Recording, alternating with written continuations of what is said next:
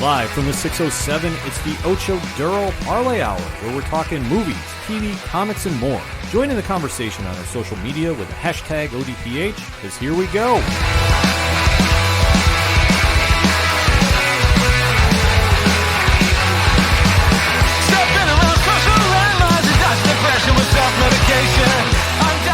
Welcome back for another edition of the ODPH podcast, better known as the Ocho Duro Parlay Hour. I am your host, Ken M. Joining me in studio this week, as always, it's the co-host. It's Padawan J. Hello, hello, hello. And we also have a special guest in the building. Coming at you live and direct from a folding chair in some guy's basement, it is I, Tom Craven, the off-the-cuff gamer. Yeah, welcome back, Tom. Thank you so much for joining us this week. Thank you for having me. Oh, we have a lot to discuss in the land of movies, TV, and comics, and more. Join in the conversation on our social media accounts. You can find them on OchoDuroParlayHour.com. And remember to use the hashtag ODPH to join in that conversation because we have a lot to discuss. A big event has wrapped up. We've been covering it for months here on the ODPH. Mm-hmm. Crisis on Infinite Earths has wrapped up on the CW network. Yes. Dare I say, one of the most hyped up crossovers in all of comics television history. Yeah, and it's one kind of in the same vein as like with Infinity War and Endgame where you knew the story and it had obviously huge implications for the shows going on that almost you really didn't need to promote the darn thing, that like you could have just put a title card out for like 5 seconds on during commercials and been like, DC's Crisis on Infinite Earths, and that's all you would have needed. For any comic book fan that has grown up from the 80s to present, if you are a DC Comics fan, you know what Crisis on Infinite Earths is. It is the story of how the multiverse is in peril and how it's rewritten, and it is the first time DC hits the reset button on their timeline. Albeit very polarizing with fans. Some love it, some absolutely hated it, varying reasons why, and is where DC's timeline gets very messy moving forward, even to present time. But this crossover, when it was announced, rumored long time ago on Flash Season 1, when it was finally announced during the Elseworlds crossover last year, the internet broke. Mm-hmm. Everybody that knows DC Comics marked out and said, how the hell is the CW going to pull this off? Because it's arguably a story that is should be reserved for film, but just because of how large and just the scale is. Oh, yeah, absolutely. Marv Wolfman and George Perez's classic tales should be on the big screen, but we got it on the small screen form. Last year, it was the first 3 parts of Crisis, which, dare I say, we covered on the show, and we all were very much fans of it, how it came out. Very much. The crossover characters involved, everybody ranging from the Batman 89 universe to Batman 66 to Kevin Conroy. Absolutely. And John Wesley Shipp doing his swan song, getting his farewell as Barry Allen. Oh, the feels. Called it. The feels. Called Which you it, did. called it. Tom called it, too. So now we are going to jump into parts 4 and 5 of Crisis. We are talking spoilers. You have been warned. It's on the CW app right now, so you can download the app, watch the episodes, pause this episode, catch up, and then join in the conversation because we're going to go deep diving in 3, 2, 1. Gentlemen, what did you think? I thought it was a great final 2 episodes. I know I was a little critical about some of the stuff with the first 2 episodes out of the 3, back at the end of last year, but no, the 4th and 5th episode were really good and everything I expected them to be. 4th episode, I was, again, like we were talking about earlier, I was a little disappointed. I think it was a lot of filler. But the 5th episode wrapped it up perfectly. You got a nice little bow, and here you go. You got a table, you got all kinds of stuff. But we'll get to that. Absolutely. I agree with Tom about this. We came back, Arrow was part 4. Legends of Tomorrow was part 5. And as we jump back into the story, the universe is definitely in peril. The Anti-Monitor has now just ran roughshod through our heroes. The Paragons have now been moved to the Vanishing Point, which you remember from Legends of Tomorrow Season 1. They're at the end of time. Lex Luthor has double-crossed everybody, surprise to no one. Yeah. And taken out Superman 96.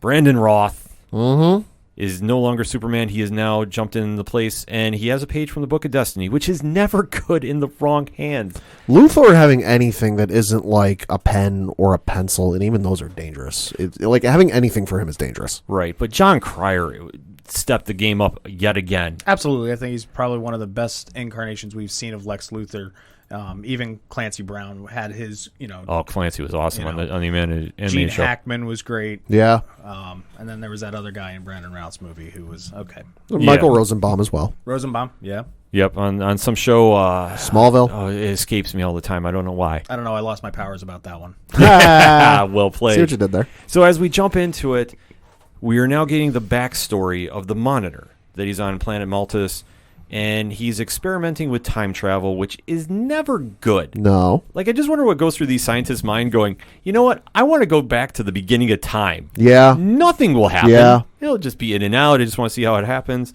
So obviously he goes back to the birth of the universe.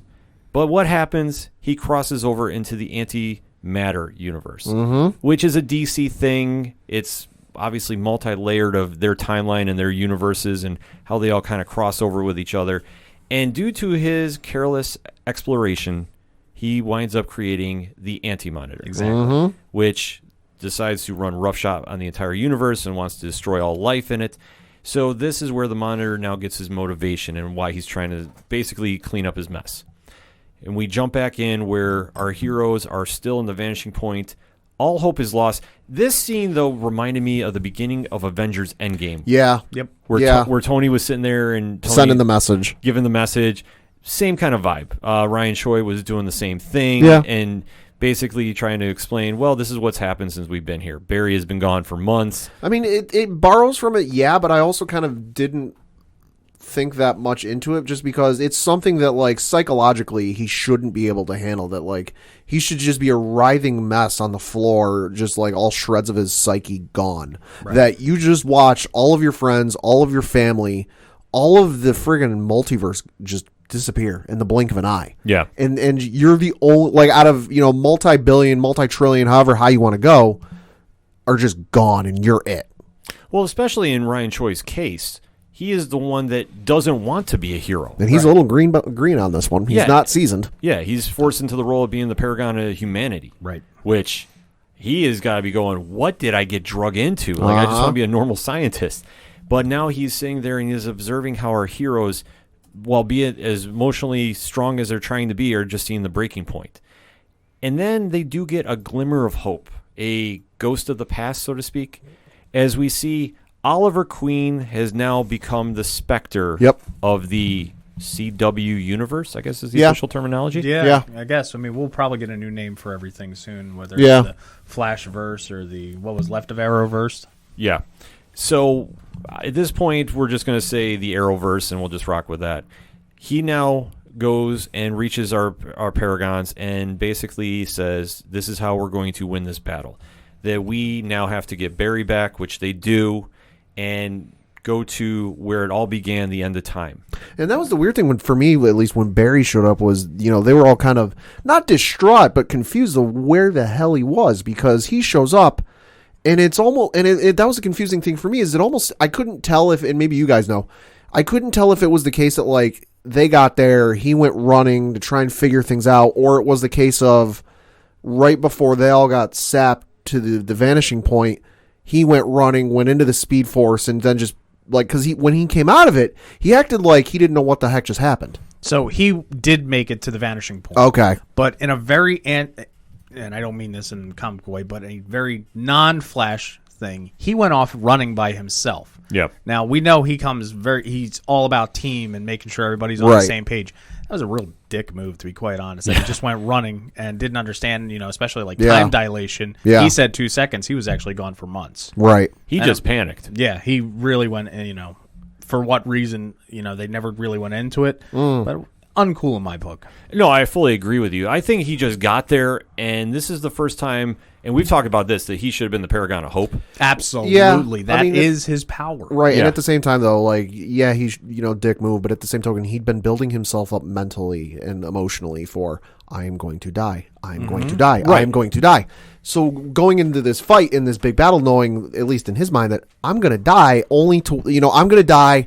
Everyone I love is going to save. They're going to live somewhat happily ever after, if he's gone. Lord knows if they will be. And that's not the case. 180, you're dead and everyone you love is gone. Well, this is where hope is all lost. So what happens then? And like we say, he should have been the Paragon of Hope because this is where his power comes from.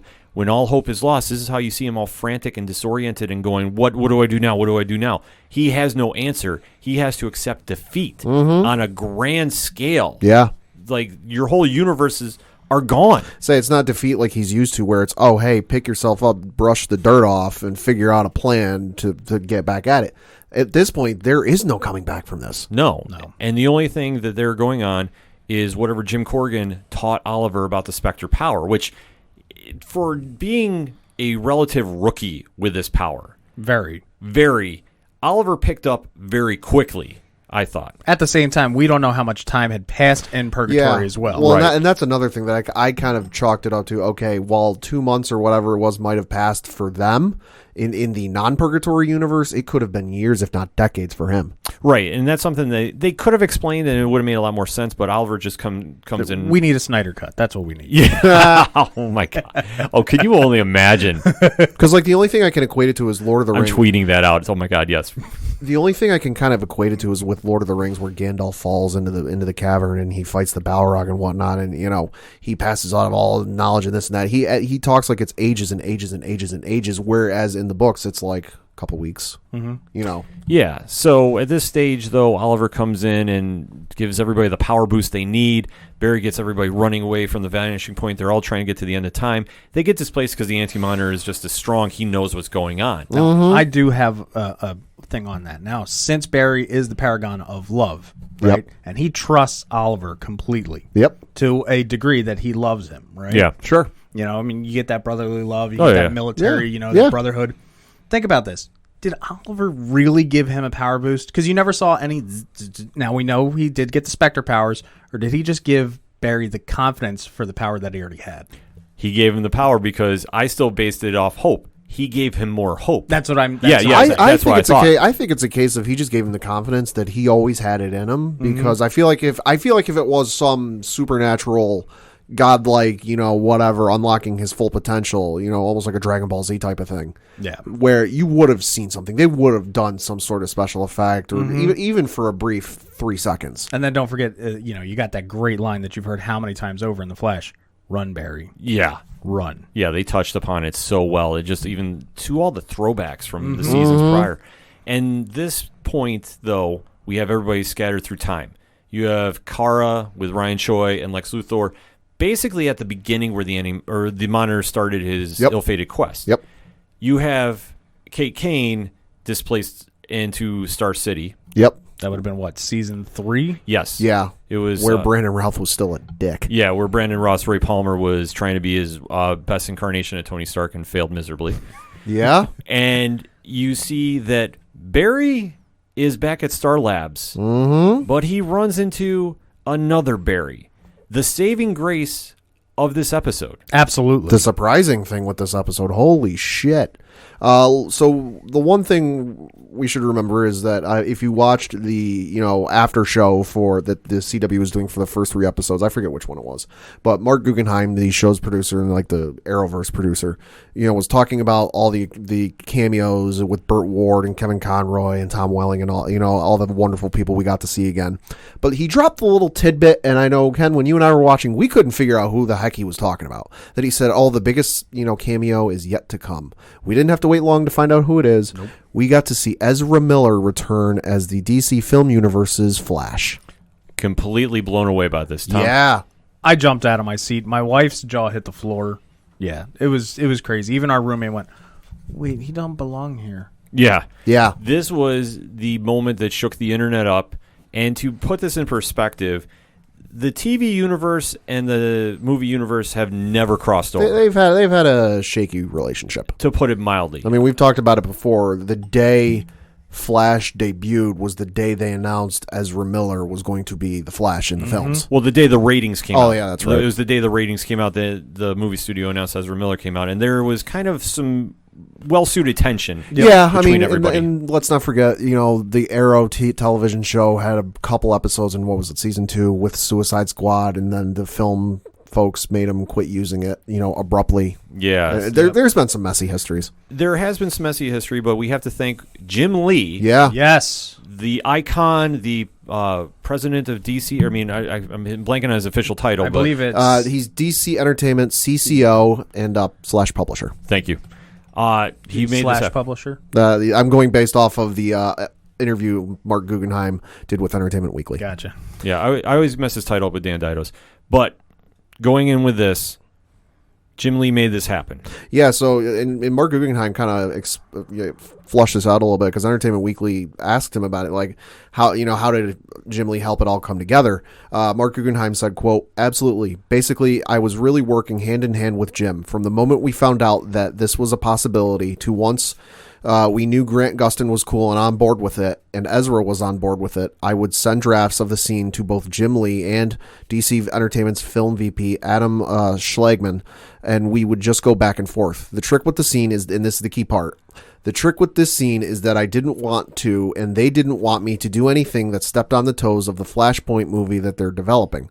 So we really worked hand in hand. Jim was really great about just making sure that all the parties were talking to each other, that nothing was getting stalled. He was a cheerleader when he needed to be, a diplomat when he needed to be. He really stepped up in every way one could do it. His enthusiasm really helped make this possible," close quote.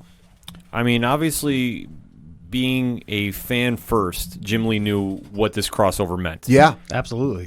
And to give this to the fans, and this is such a fan moment, to see the movie universe cross over into the TV universe, it was kind of saying on a weird level, like, we respect each other and we can consider each other equals, which they should. Right. And I mean, Ezra Miller, you can go back and look up interviews where Ezra Miller has done and said, listen, I love the Flash television show. I love what Grant Gustin's doing. I've never had the opportunity to meet him just because our paths haven't crossed yet, but I would love to, and I would love to do a scene with him. Yeah, because especially with how messy getting that Flash movie project has been, and I'm still waiting to see footage before I buy that the movie is going to ever come out.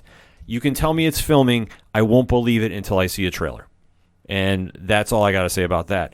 But to see Ezra Miller really embrace the fandom and say, hey, I'm willing to show my appreciation, I think that was a very cool move on his part. Yeah. Absolutely. But for Jim Lee to make this happen, salute to him. Man, the myth, the legend. And going into where everybody else is, you see that Lex and company are back where the Monitor is ready to do his experiment. Yep. Lex is trying to cut a deal. Shocker to no one. No, not at all. And gets stopped at the last minute by Kara. And they have their little fight scene going on because Lex is upgraded somehow mysteriously. Kara's ready to like rip his head off, and like not a care in the world. Like, I hate everything about you and everything that you've done. So I'm at a point where I just don't care. Yeah, she's at her breaking point. You could definitely tell the tension on everybody about the situation at hand. It was palpable. It absolutely was. Yeah. So when you see they're fighting and you see Ryan Choi is trying to talk to the Monitor and say this is what happens and break it down, they actually prevent him from going back in time. But time travel is always a tricky thing to try to explain because it's already happened in one timeline. It veers off. I could get really scientific, but let's save that for another discussion. We now get to where Barry finally finds everybody, gets them to the end of time. Right. And now they have their battle with the Anti-Monitor. I want to say this was anticlimactic, if I may, between the Paragons.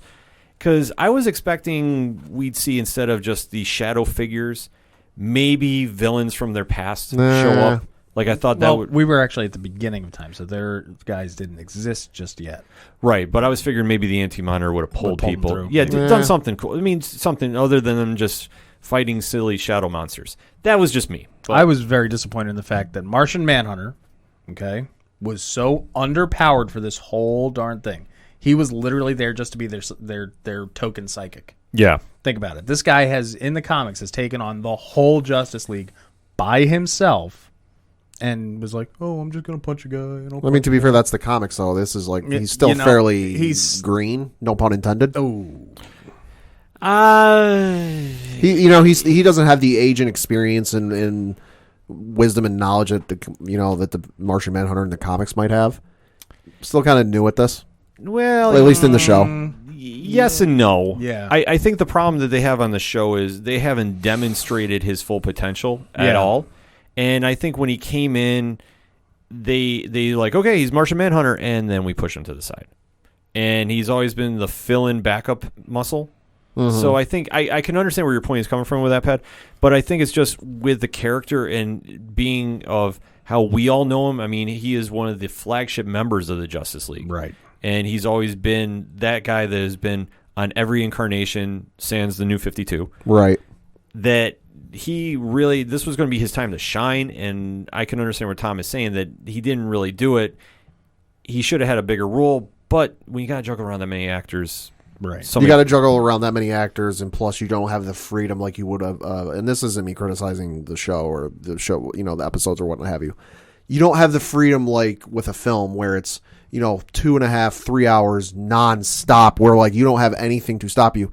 The folks on television are dealing with, okay, we got this many minutes to fill before we got to take a television break. Yeah, right. But they made do with what they had, though. The battle, like I said, was a little underwhelming in my opinion. But they made it happen because during this time, Oliver is now fighting the Anti-Monitor, which is the big battle we've been waiting to see. This is Oliver's final battle. Every moment in my life has been leading up to this. Yeah, which was perfectly said, because for the creator of the Arrowverse, and let's face it, his first show out of the gate, everything he's done has built to this. He's had the experience. Right, and we saw a little bit of a glimpse of that, I think was in the beginning of the episode, where it was like that montage of him with some of his biggest fights. Damien Dark, Deathstroke, and just kind of the major villains he's fought hand to hand over the course of the last, 7 seasons? Right. Well, that was Jim Corrigan's teaching, that to use that knowledge to your advantage with the power that you're given. And obviously, if you know the character of the Spectre, you know that he is the Hand of Vengeance. Yep.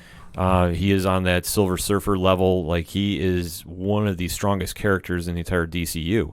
So to see him go step by step with the Monitor, and he had to use some help from the Paragons after they finally defeated all the Shadow Monsters. Mm-hmm. Using a little help from the Book of Destiny. Yeah. To make it happen. But they wind up defeating temporarily the Anti-Monitor. Because comics, unless you see a dead body, they ain't dead. Right. But we did see a dead body because Oliver uses all his power he has with the help of the Paragons to hit the reset button and restart the timeline. Yep. So what's your thoughts on that? Was that a good play or bad play, would you say? I'd say it was a good play, all things considered, at least in the storytelling sense. Agreed. Absolutely. Yeah, I would say so too, because I know some online chatter I thought it was just too easy, but I thought it made sense. That you had to do it. You weren't going to go recreate the Monitor going through time and pick different pieces out. It was just hit the reset button and roll with it. Yeah, like Pat said, you got 42 minutes in any given episode to do something. That's the easiest way to do it. Right. And though the episode does end with Oliver dying a second time, but still going out as the hero, being the catalyst for starting the Arrowverse over again. Right, and having his Tony Stark Endgame moment where he's lying there, and whereas with Endgame it was Pepper telling Tony, it's okay, you can go. It was Oliver sitting there going, I'm at peace with this. Well, of course, he has to have that final moment with Barry, and it's almost a passing the torch to Kara, too. Yeah.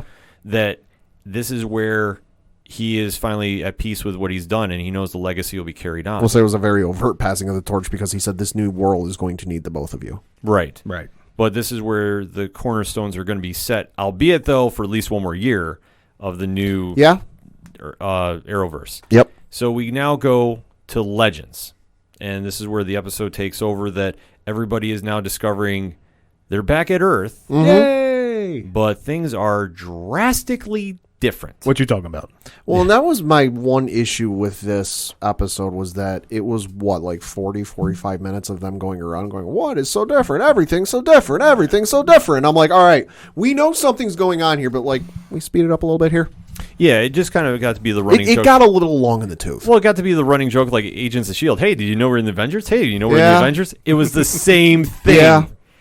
But there was the cool moment at the beginning where you see Weather Witch appear, and Supergirl goes to fight her because now she is understanding that the world has drastically changed, that Lex Luthor did his acceptance of the Nobel Peace Prize. Yeah, that everyone loves him and he keeps getting awards. Yes, and now he is the new head of the DEO or the founding He member. owns the DEO. He owns the DEO. He owns it. Like I said, being the Paragon of Truth, when he helped restart the universe, he wrote a little bit of his truth in it. Yeah. Yes, so combined with Oliver, you have a split side of the perspective. Yep. It's a yin and a yang. Yeah.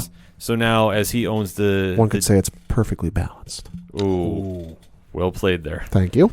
As we go through, though, you see that under Luthor's ownership, Kara in the DEO is still in business. Yep. And she goes to stop Weather Witch, and then all of a sudden Barry shows up. And Oh, is sorry, like, that was one of mine. yeah, one of mine. And there's kind of this weird, awkward pause of like, What are you doing on my Earth? And No, what are you doing on my Earth? yeah, Did you get your chocolate and my peanut butter? yeah, it was one of Did those. you get your peanut butter in my chocolate? Ah. Yeah, it was one of those moments where like, okay, we're at this bit of uncertainty until a fan comes up with a picture book. A fan? Would you like to explain to our audience who that is? That would be Marv Wolfman. Yes, the longtime DC Comics writer from the Noon Teen Titans to Crisis on Infinite Earths. The legend goes on. Such a cool nod to see him in that episode. Absolutely. Yeah. Oh, I marked out because I was watching with Pat. I'm like, yo, that is Marv Wolfman. And to see him just come in and kill the line, like, oh, yeah, well, you guys have known each other for years. And he has the picture. Well, of and them hamming it up. only makes sense because you got to figure on his level, and at least for him, as big as the story was, having sat there and watched the DC movies and seen what Marvel's doing and seen what now they're doing with what is it, Valiant and the With Bloodshot. and all, and they're trying to do with that. You had to figure with him at some point, at least along with specifically the Marvel stuff, that he's like, well, they're doing this stuff. At some point, they might do my comic story at some point. So for them to call him up and go, hey, we want to put you in a cameo appearance we're doing Crisis on TV. Do you want to do it? Yes, please. Oh, yeah. No, it was awesome to see him. I was just sad we didn't see George Perez there, too. Right. That I thought it would have been like a cool scene to see him in there later in the episode. But I was definitely happy seeing this. And for most of this episode, it was just reconnecting with everybody. We saw that Team Arrow was coming back together and everybody was accepting that Oliver wasn't there, that was kind of the haunting shadow for that. Yeah. And we do see now the Legends were coming back, and I thought it was very fourth wall of them to keep going, oh, we're drug into another crossover. Yeah. Yeah, which everybody's... And Nate said, man, we missed the crossover again? Yeah, which it's just too funny, but it plays on how Legends is American Doctor Who, that they do tinker on that line. Good call. Good call. Oh, yeah, no, that's... Whenever I have to explain it, that's why I tell people, like, it's American Doctor Who. And it's so well done, too. And with Sarah Lance now getting her time to really shine in this crossover, not that she hadn't before, but as we've talked about on each episode, for whatever the show was going to be, like Supergirl was focused on her planet. Batwoman was focused on the passing of the mantle. And for Flash, it was the swan song goodbye and tying up his line. Arrow was the final battle for Oliver Queen, the legacy, the eulogy. This was the Legends' time to say, we're here, this is our universe, what are we going to do with it? And as we see, the Legends are slowly interacting with everybody else and getting caught up what's going on for the ones that were not involved as being Paragons. And then they're kind of brought into a battle early on from an old favorite of Legends of Tomorrow, which I should have known was going to come. You knew they were going to work this in somehow. Bebo. Yeah. Yep, that's where the whole budget for the last season of Legends went to. Yeah. Just to Bebo. A huge CGI Bebo. Yeah. Which, how do we not have stuffed animals of this already? I was just wondering that. Like, Warner Brothers has put out plushes before. What are they waiting for? Yeah. Yeah, this has to happen. They've got by connections. Con. Yeah, this has to happen by con. I need one. Not one that's 80 feet tall, but as we see though, the different characters are now getting involved. That Adam is now fully back in his suit. Ray Palmer, Barry's so out of his element. Yeah, Barry is like, what is this? He's like, is this an everyday occurrence for you guys? Yeah, and they're like, yeah, and everybody's calm. Wild Dog had the same thing. He's like, what is that? And it's like, yes, you have an 8-foot Bebo, and then though they do get a little bit of help from everybody's favorite novelist, Mick, aka Heatwave, who comes out, and obviously Rachel. Oh yes, Rachel, who's written, if I heard it right in the episode, has now written at least 15 books. Yes, yeah, which is just how they're writing him is just hysterical. The whole team is slowly getting interacted with this. They defeat Bebo, who is actually turns out to be an illusion by Abracadabra. Mm-hmm. Yep. Which one? Alan, the original Green Lantern. Yes. Alan Scott. Yeah, yep. Thank you. Yep. Who he does eventually do have a little crossover with Flash, but yes, the one we saw though was the Alan Scott one. And when they defeat him, it's like everybody's teaming up, and they're like, "Oh wow, we're all teaming together. We're all here. Like, what's going on?" Until we start seeing that the old Anti-Monitor's henchmen, the shadow creatures, are coming back now. Yep. That they now know that, sure, they defeated the Anti-Monitor, or so they thought, but obviously if they're seeing his minions coming, they know that there's still a battle left to be had. Right.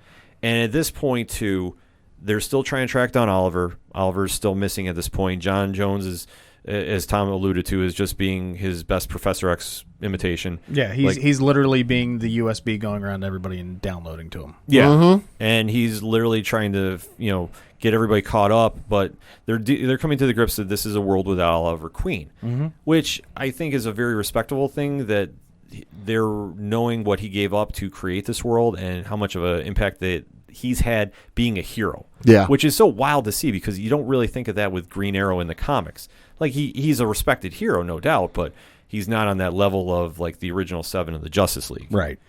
But to see the interaction happen is very cool.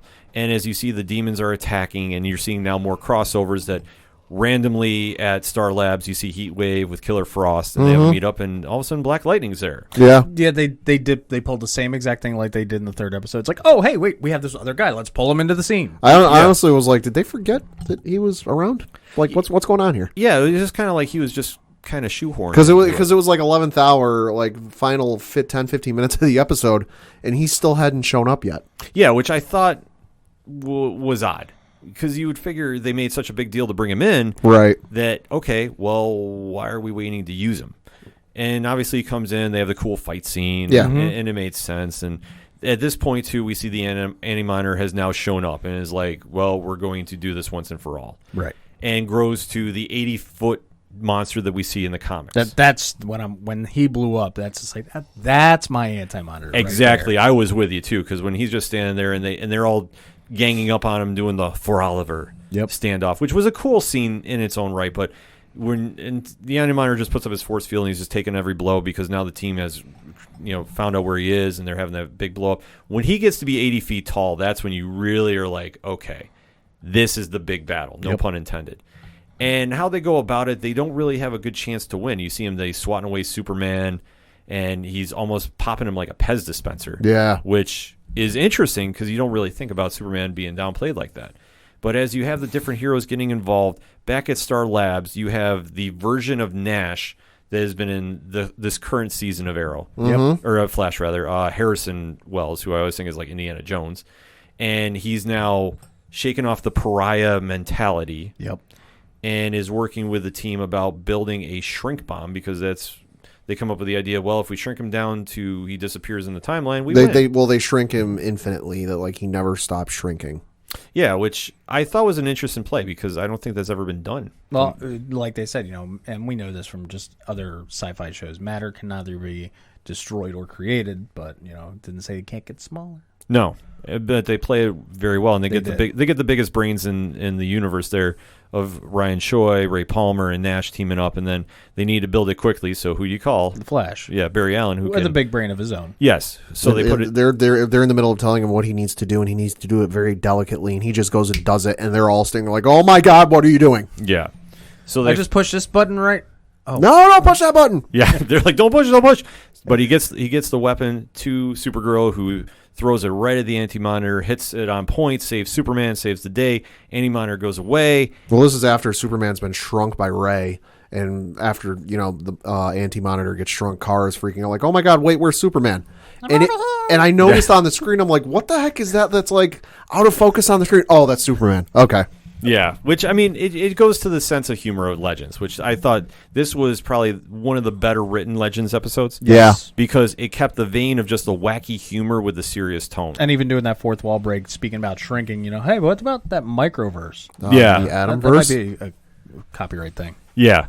But it was just cool to see how they kind of tied it up. And after they defeat the Anti-Monitor, they now have decided to, okay, where are we going to go from here? And at this point, we start seeing how the different timelines are crossed over. Right, and we get a nice, before that, we get a nice eulogy from the president about Oliver Queen. Right, and during this, we are seeing that Lila and Diggle are back together with both of their kids, which has been merged now in the timeline. You hear Lois Lane calling Superman and saying, you have to come home and deal with our sons. And then Clark goes, "Sons?" Yes. So obviously that's going to be a little foreshadowing into the recently announced Superman and Lois show. Uh-huh.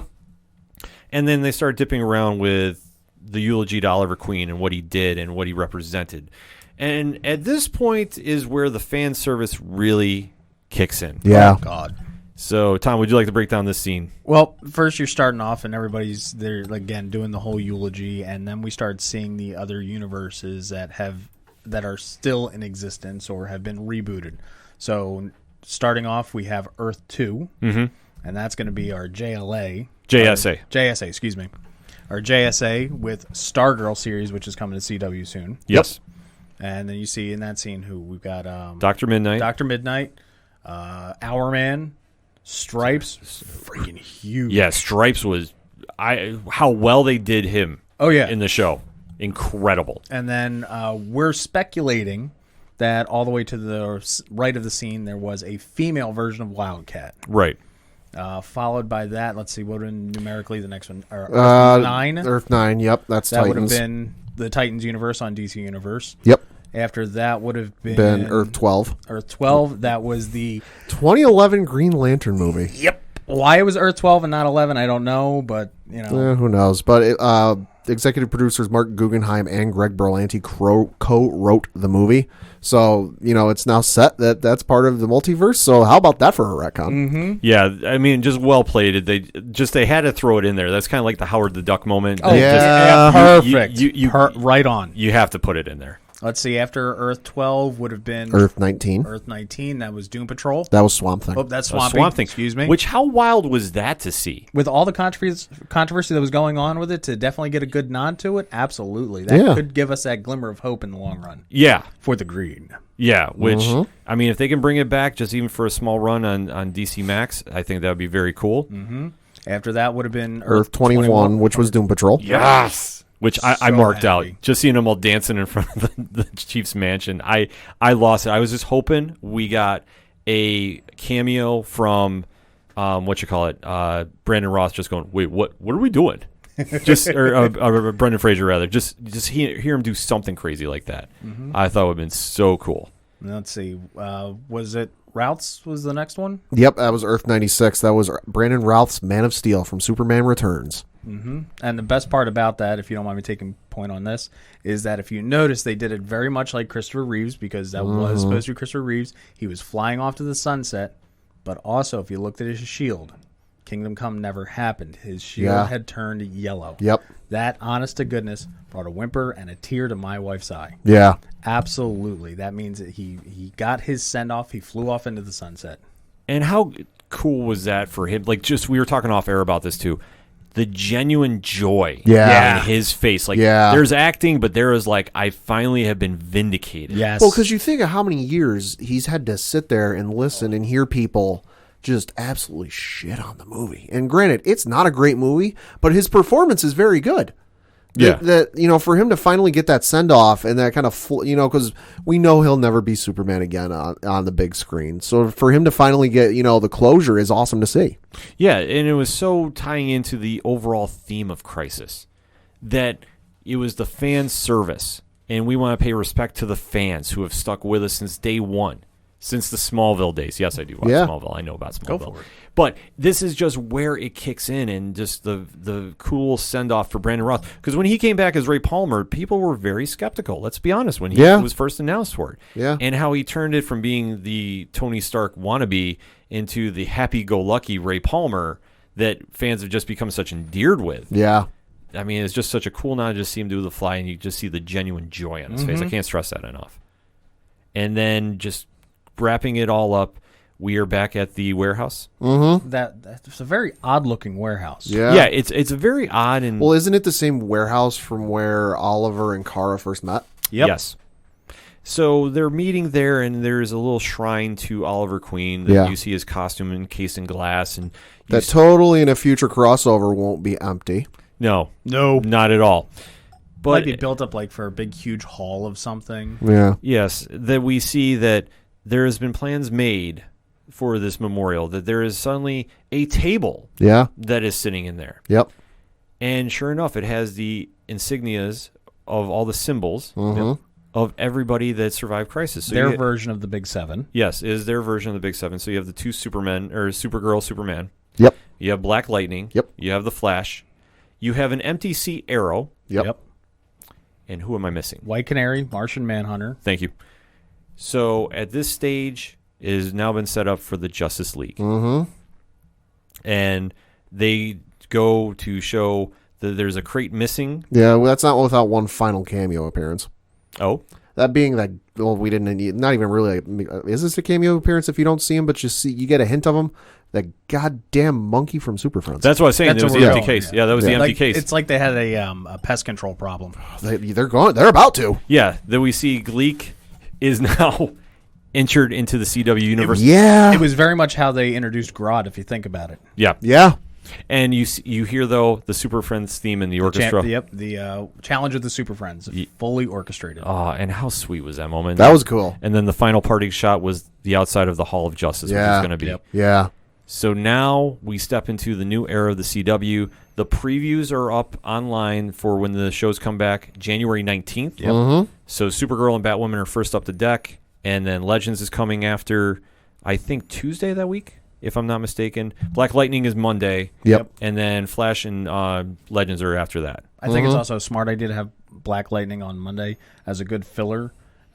Because if you look in seasons past, Black Lightning's always been the tail end guy. Mm-hmm. So now that he's a little more incorporated into the whole Earth Prime now, it's better to have him in the middle. It'll definitely keep ratings up, especially that's on that teeter-totter right there. Yeah, and I know a lot of people online are kind of wondering, all right, well, Oliver's dead. How are they doing 2 more episodes of Arrow? The next episode of Arrow is the backdoor pilot for the Green Arrow and the Canaries series. Yep. After that is the traditional finale with, closing out everything Arrow. Right. So that is going to be very interesting how that all comes about, because we didn't see anything about Mia Queen, rather, in this episode. So they did leave her story out of this. Well, and that was one of the questions Entertainment Weekly brought up. They said, Arrow's next episode is the Green Arrow and the Canaries backdoor pilot. How does this new Earth Prime affect Star City 2040 and Mia's storyline, especially since she wasn't present in the final 2 hours?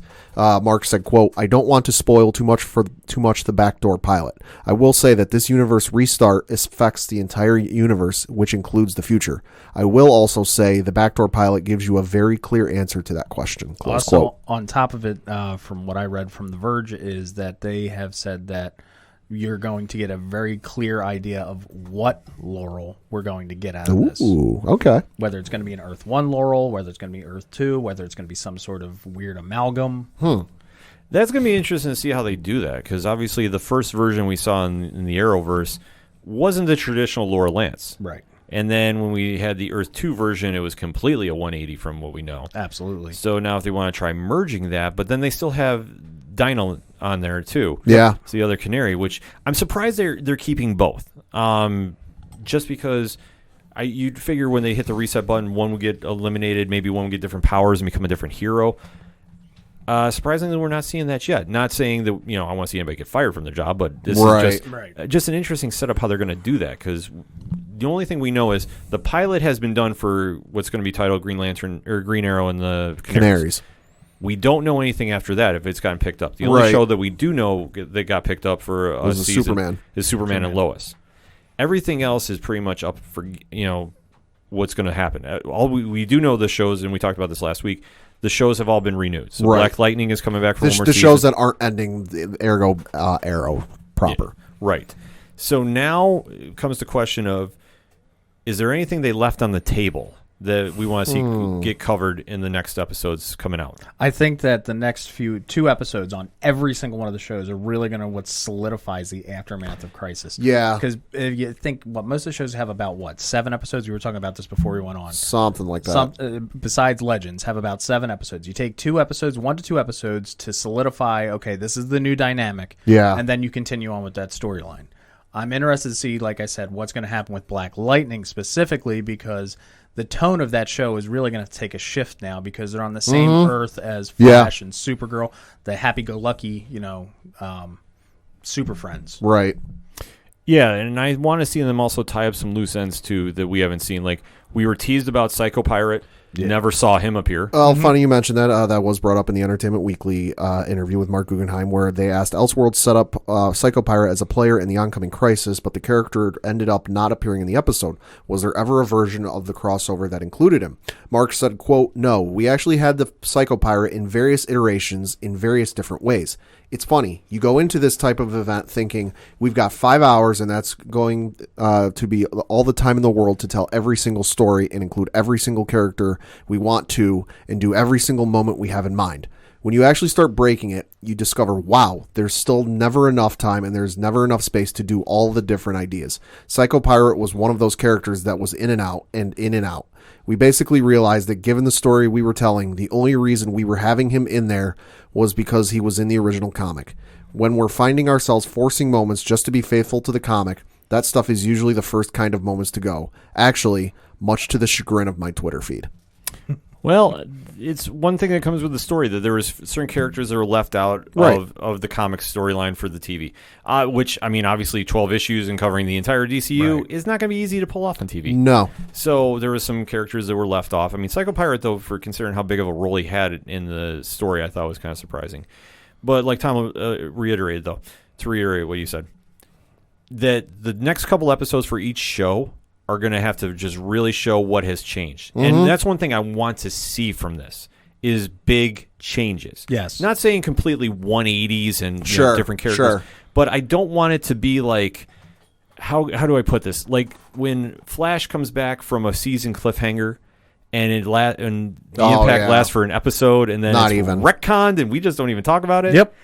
I want to see some real change, like something's really crazy happen on the timeline for each show. I'd also like to see maybe some crossovers with the villains, kind of like what we saw in, the fifth episode of this crossover where Weather Witch showed up and Kara had to fight her. Now, you don't have to do it like an every episode thing where I agree. Where Arrow's villain shows up on an episode of Black Lightning, but like an every now and then, just like, oh, hey, we got to take care of this thing because, that's going to be the awesome thing with this TV universe is that it's no longer kind of like they're interconnected and they all know each other and they all hang out and they all talk, but they're also kind of isolated. That Arrow deals with Arrow and doesn't really delve in anything with Flash. Right. Flash deals with Flash and doesn't delve in anything with anybody else. I would like to see some maybe crossovers and not even full blown, but just have, oh, hey, Cisco's got to go over to Star City to help him out with something for an episode. Kind of like that one episode where, what was it? It was an episode of Arrow, was it? And the Flash literally dipped right into the police department and said, "Yeah, you can trust him." Yeah. And it wasn't even Grant Gustin. It was literally just effects. Yeah, it was just the effects of it, but that's where you're going to have a shared universe that you can do those stories, and there has to be kind of a little tighter continuity with that you have to show that, okay, everybody's now on the same Earth. Well, then do something with it. Yeah. And not saying, like you say, you have to, 2-part episodes on each show each week. No.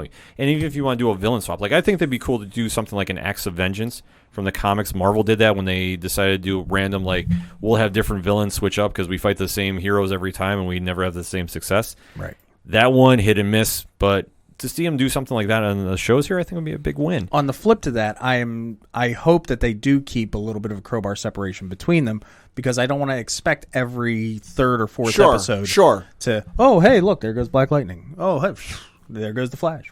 Almost like a Netflix of Marvel thing where, hey, do you remember the incident? Do you remember we're all interconnected now? Yeah. I'd be even more cool if they just kept showing Channel 52 and show a different show plot happening on the TV. Now that would be perfect. Or even because Christ, they all have the Channel 52 news on all the time on all the shows. Yep. Legends might being the exception because, well, it's hard to get the news when you're in time and space.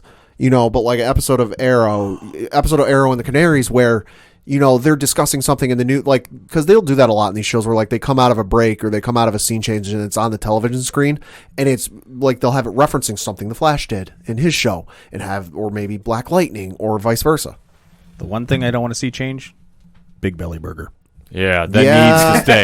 That needs to stay. Absolutely. That and Jitters. We need both to stay. Well, Jitters is gone. They need to bring it back. All right. Yeah, if they're going to retcon something, bring back the coffee shop. We might even get new specialty coffees. There you go. Just as long as it's not the Black Lightning Buzz. Ooh. Not the Bebo latte. Ooh, how about the Supergirl espresso? That might be. Man, we might have to throw this up on Twitter and get some impact. Kryptonian macchiato? Ooh. I like how this is going. Or maybe make it decaf. It might be your personal kryptonite. Hey. Oh. Well played. So to close out the segment, though, Tom, final thoughts on Crisis. It's what I've been waiting for 5 years since the first episode of Flash, and I am grateful. Pad?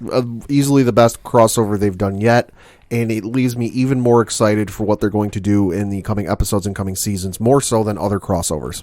Few times shows deliver on big epic events from the comics. Crisis delivered. Albeit, it's a very tough thing to cram 12 issues of story into 5 episodes, and that's why I've said if it went a little longer with a little less filler, I'd be okay, but I am not happy, or I'm not unhappy with what I saw. This had everything that I wanted to see as a fan, from all the cameos reaching back to the older TV shows, to the movies, to see even Ezra Miller decide to cross over. That was the big moment saying CW is being recognized for all the quality work it's done. This was such a fan event that as a fan, I was so happy watching this, and I'm going to watch it again because there's so much that we missed going into the first time because it was so much happening. About the Solomon Grundy cameo that was in the Stargirl trailer. Yep. That now the trailers are online too on the CW app, so you can see a little preview before the shows come back on the 19th. To see that this can be done on the small screen is a true feat that you have to say bravo to everybody involved in the production of these shows. This is not an easy task to do, and it would have been cool to see a couple characters get more screen time like Black Lightning and Martian Manhunter to really show what they can do instead of just being the names on the show. Mm-hmm. But overall, I can't be mad about it, and I'm not mad about it. This was everything I wanted and more, and I can't wait to see the direction they go in. I just hope that the next crossover is not 0 Hour where we try retconning everything again. Keep it off the timeline for a good 3 seasons at least, please. Yeah. Dig into some other story. I'd be cool with Final Night. Now that we have aliens, we can go more cosmic.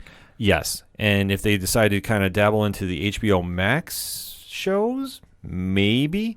I mean, it's all under the same Bertinelli roof. On top of it, what hasn't been touched that I can think of, the New Gods.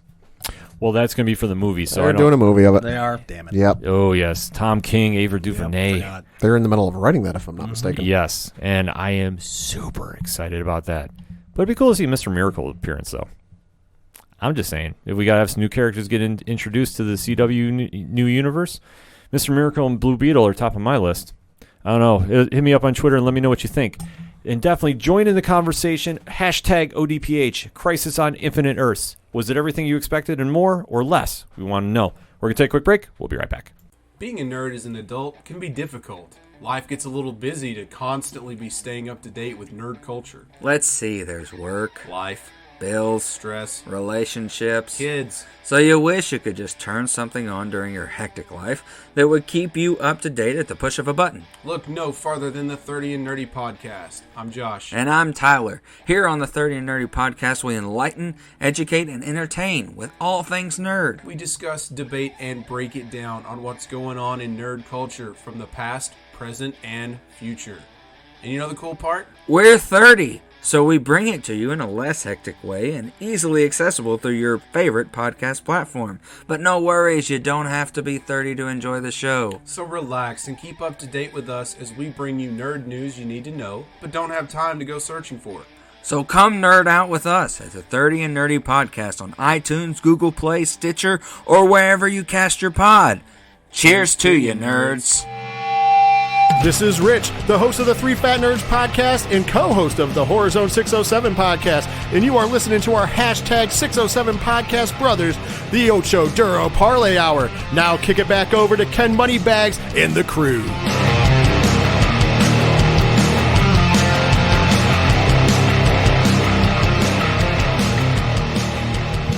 Coming back for the second segment on this edition of the ODPH podcast with Tom from Off the Cuff Gaming in the studio. Hello. So there was another trailer that dropped that caught our attention this week. Mm-hmm. Dare I say, this one had a lot of question marks behind it. A little bit, especially since it comes out, in like 6 or 7 months and we hadn't seen anything for it. Right. It had been very, very quiet. And what movie we were talking about is Morbius, the living vampire from Marvel Comics fame. Yep. And if you know anything about the history of the character, obviously originated in Amazing Spider-Man 101, and very different take on the vampire identity, I guess. Yeah. Yeah. That this one was not a bite from Dracula, but more of an experiment on himself to deal with a potentially fatal blood disease. Yeah. And obviously the results extended his life, but made him into a kind of vampire hybrid. Yeah. I guess would be the easiest way to describe Not it. necessarily Blade, like Daywalker, Right. but in his own special way. Right. So he definitely has a lot of interesting characteristics to him. Mm-hmm. Has appeared in the comic for many years since, like I said, Amazing Spider-Man 101, and that was in October of 1971, and has appeared on numerous cartoons of Spider-Man, almost being the whole frenemy Yeah. of Spider-Man. Yeah. A couple different comic runs here and there. And now we finally get a movie coming out by Sony with Jared Leto, who has appeared in a bunch of different projects. Most notably, I guess, for the comic world, Joker and Suicide Squad. Yep. And yeah, it's depending on how you feel about that movie. He is now branched off into his own franchise. Under the Sony banner, this is going to be a part of the Venom verse, I guess is what we could call it. I'm going to call it the Sonyverse. The Sonyverse, that works Yeah. well. I've heard Sonyverse. And Okay. I've heard both. Don't worry. I play both teams, so it's fine. Yeah, it's going to be superhero world, and we finally got the first trailer from it.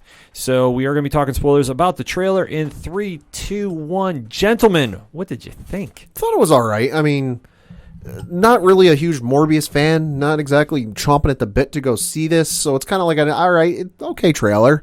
Didn't give too much away about the story. Just kind of hinted at kind of his origin and his backstory. Kind of whet your appetite a little bit. And I got to see a little bit more before I make a judgment if I want to see it like first night or not.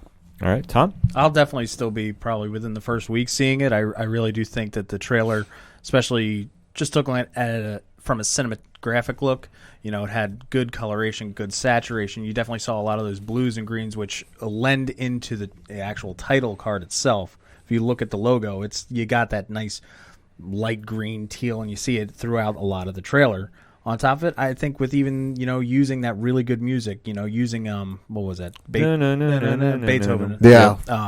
It definitely put a little bit had some teeth to it. Oh, well played. Well played.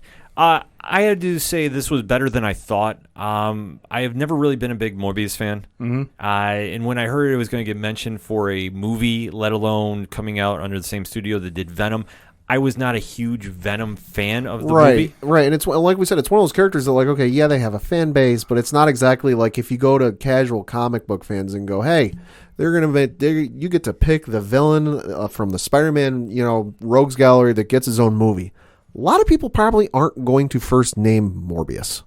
No, it usually doesn't happen. I mean, he does have a cult following, so to speak. I think it's a very good safe bet on Sony's part. Yeah. They did Venom. Venom was meh. Yeah. To say it nicely. And I think that because of whatever new deal that they've worked out, they really have to pick and choose where they're pulling from the Spider-Verse from. We know we've got Black Cat on slate. Black Cat and Silver Sable. Sable. Now, again, same thing. Like Pad said, those are Black Cat, a little more known than Morbius, and even if you look at the 90s cartoon, they dated for a bit, so we could get a little nod to that. Yeah. Sony has the toy box to work with, but they have to be very particular because they don't want to invest so much money in, say, Steel Spider. There you go. You really want me to pull? I'll pull. I'll pull from Boston. It's wicked good. Oh, my God. Yeah, so it's smarter to go with somebody that's more of a B+ leaguer. They're not going to pull from their A game. They're not going to pull a Doc Ock. They're not going to pull Mysterio because they know that somehow Feige's got something working over on the other side. Yeah, it's a safe bet, and we've seen now with the Feige-led MCU, we live in a day and age where Ant-Man and Guardians of the Galaxy are multi-successful franchises. If you said that about 10, 15 years ago, you would got laughed out of the building. Who's Ant-Man? 10 years ago? Who's that guy? Exactly. So to see that Sony has taken a shot with it, it's a very interesting play. And like I said, we are going to be talking spoilers. As the trailer opens up, though, you see a little history of Michael Morbius, that he's at like a boarding school. It seems like getting heavily bullied. And you see that he has already developed at a young age a genius that we don't know. We just see him playing a lot of chess, and obviously at that age, it's implied that he's a very smart young man. And as you see, as the trailer progresses, he is winning an award for something. It's the Nobel Prize in what is that? Physiology or medicine. Okay. And as you see him walking up, he does appear to be crippled. And they explain that he has a rare blood disease that is killing him slowly. So he is trying to do anything and everything to cure him. As he sees, he's helping a child that's in a hospital, but he's also trying to figure out a way to save himself. Right. And as the trailer is progressing, you see that he is traveling somewhere, we're presuming Europe, was my guess from it. It was never really said, and I don't think it was Transylvania to begin with. I know that was kind of a common theory that was where he went, but I don't think he went there. See, I can see it being Transylvania though, especially because Dracula, vampires. It's a very easy way to connect things for casual fans like myself who haven't read the entire Morbius backlog and know everything about him. But it would make sense, but I think maybe it'd just be too comic booky to do it that way. I think it'd be a little comic booky. I mean, you could see, there's this one rare breed, and, you name one of the offshoots. You name, say, somewhere in Africa or something out in Australia. You do a way out kind of place. Yeah, because I think that would kind of give him his own identity. Because obviously everybody's hearing vampire and you're thinking Dracula. Right. And he's not that case because when we see the helicopter lands that he's in, he goes into like a cave area, cuts his hand, and has all these bats flying at him. Right. That isn't really explained that he's doing some ritual to save himself. Yeah, it looks like some weird experiment because there's a device there that he's using that like it rises up out of its, I guess, sleep mode, and the only way I can describe it is it looks like you're looking at a close-up shot of a harp, a laser harp, like you see like at a tech concert. Yeah. So at this point, we start seeing that this harp appears and bats are rushing at him, and when he comes to, he's in a glass cage, right? And you see him punching the cage, and it appears that he's going to be breaking through. Yeah. That you don't really know how he got there. You just know that there's another person in there watching him, played by Adrian Adrone, who is, according to IMDb, is Martine Bancroft. Okay. That is like his assistant or trying to help figure out what he's doing. And you just get the sense that he's done some experiments on himself, and they don't really know what to expect. There's several Christopher Nolan-style shots in this trailer. Yeah, there was definitely a little nod to Nolan the best they could. Yeah. And as you see, when Morbius gets out of the cage, he's lifting a coffin up. Yeah. To just go, I have enhanced strength now. He goes from looking very sunken and sallow and deathly, like almost to the point I'm kind of wondering if he didn't method act this a little bit and actually lose a bit of weight to kind of look that I think grisly. You look at it, it's seriously like right out of the first scene of Spider-Man 1. Tobey Maguire wakes right back up and says, ooh. Yeah. It looks like that because he goes from looking very like grisly and ugly and nasty looking to, hey, look at how ripped I am. Yeah, he looks huge. And you can see that he's saying, I have super strength, I have speed. He has kind of a bat-like sonar, which they kind of show a little bit. The echolocation. Yeah, the echolocation, which I thought was a very cool way to show his power. Yeah. That you're getting the sense, okay, well, he's now more or less turned into a vampire. And then we get a shot of him on a ship fighting. Now, we don't know why he's there. We just see him using his powers, and he's tearing through the crew that's on there. Yeah. That it seems like a horror movie, that he's hunting something. It reminds me of something out of like the 90s, too. Yeah. Just like there's that one shot where like he's staring down the guy with the gun, the automatic rifle, and he just kind of leaps up into the air and leaps at him. It reminds me very much of like a late 90s, early 2000s action movie. Yeah, because at this point, too, you also see him kind of bouncing around. It's almost like teleporting. Yeah. Different colors going on. So you're not really sure. Very Nightcrawler-esque. Yeah, that was the easiest way to describe it. Very well played. I sat there watching, like, wait, he can teleport? Like, this is not what happens, but okay, let's roll with it. And as we see, there's a shot that really kind of shook a lot of people up. And that is, it's progressed later in the film because at this point he has a beard. And he's walking in what appears to be like a jumpsuit. Yeah. And against the wall is a poster. Well, it looks like it's graffiti. It's graffitied, but Pat, what is on that poster? It is Spider-Man. It's Spider-Man, and written over it is murderer. So now this is tying into the events from Far From Home. Right, and this leads to the new deal between Sony and Disney/Marvel in that they can share details from the MCU. Which I think can only help this film. Absolutely. And I if- think and it's it- going to help the whole Sonyverse. Right, Yeah. and if the poster or the picture looks familiar to you or looks kind of off, it is because if I'm looking at it right, it appears to be the Sam Raimi suit from the Spider-Man PS4 video game. Exactly. I'm glad someone else picked that up. Which I know a lot of people were confused. Like, wait, if you're doing a shared detail deal with Disney and Marvel, why are you using a shot from the PS4 video game? Now, I get in a roundabout way, Sony owns that. the studio that made that. So, but I'm kind of hoping that when you get to the final cut of the film and everything's done and we're watching in theaters, that it's a shot of Tom Holland in his suit, but maybe not. I'd be okay either way. I mean, the game has really taken on a life of its own. It's got an ongoing comic series. Right. That, not saying they would bring in elements of that into the movies, but if it did, you can't really be mad about it. It's No. just how much that game has taken over. Yeah.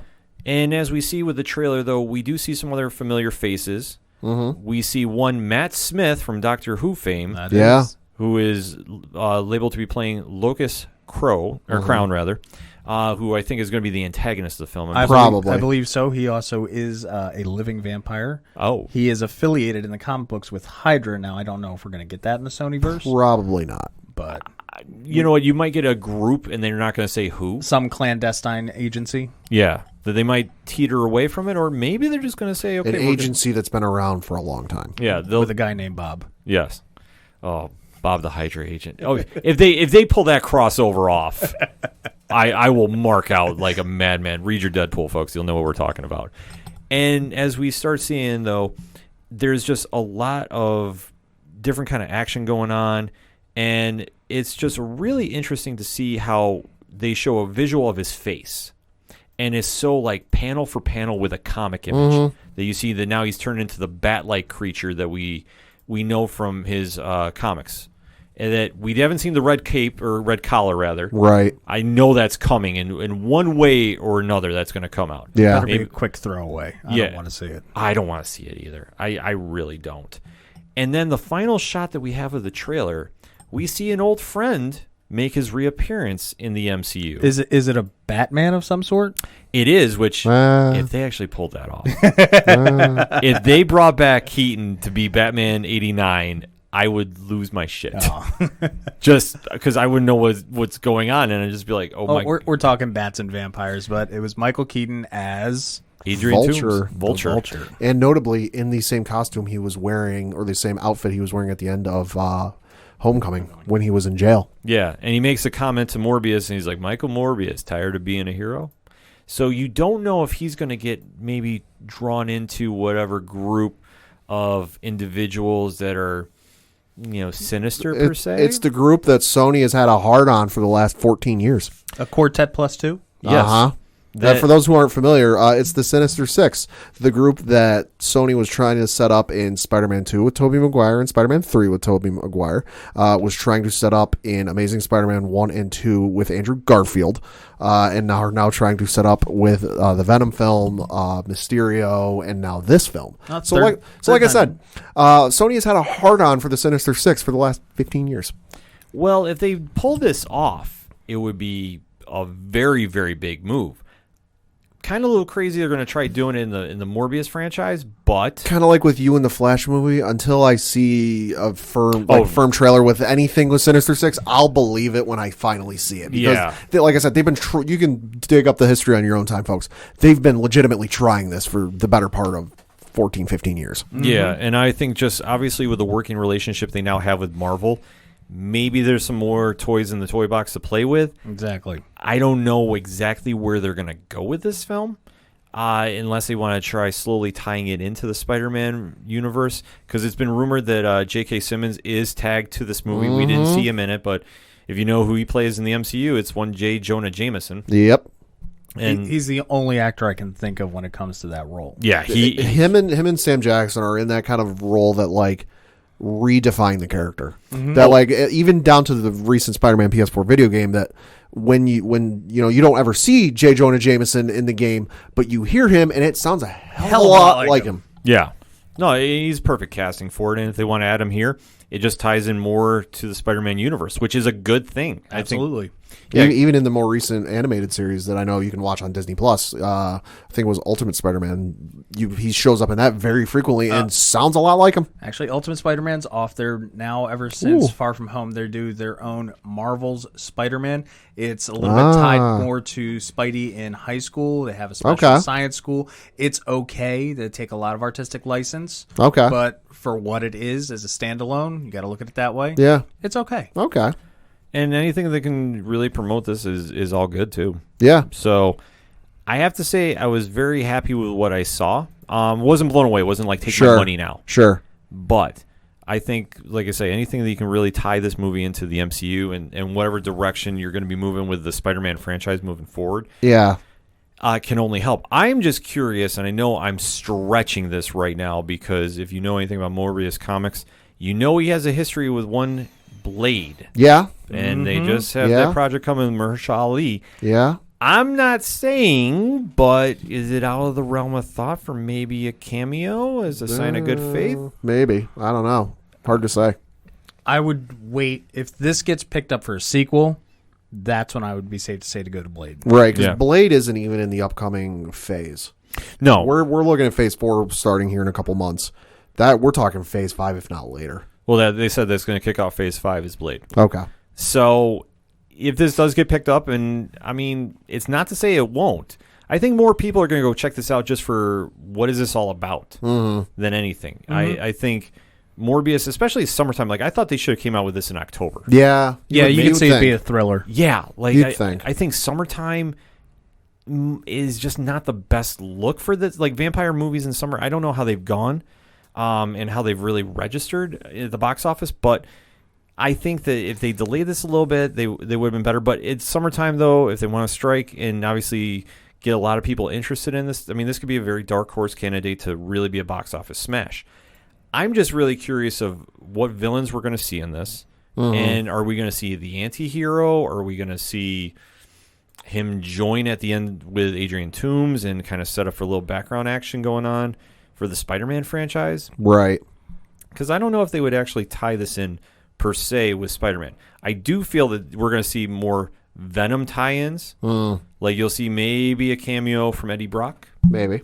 In some capacity. capacity. I could see that. He could be in the same jail that possibly Adrian Toomes breaks out of. Yeah, or maybe into the cell next to Cletus Cassidy. Yeah. I think you're going to see something like that if I have to make an early prediction. Yeah. I don't think you're going to see too much tying in with Spider-Man, but who's to say? No, yeah, they're definitely setting up for something, though, because Daniel Espinosa is directing the film. He directed Life with Ryan Reynolds and then also directed Safe House back in 2012 with Denzel Washington and Ryan Reynolds.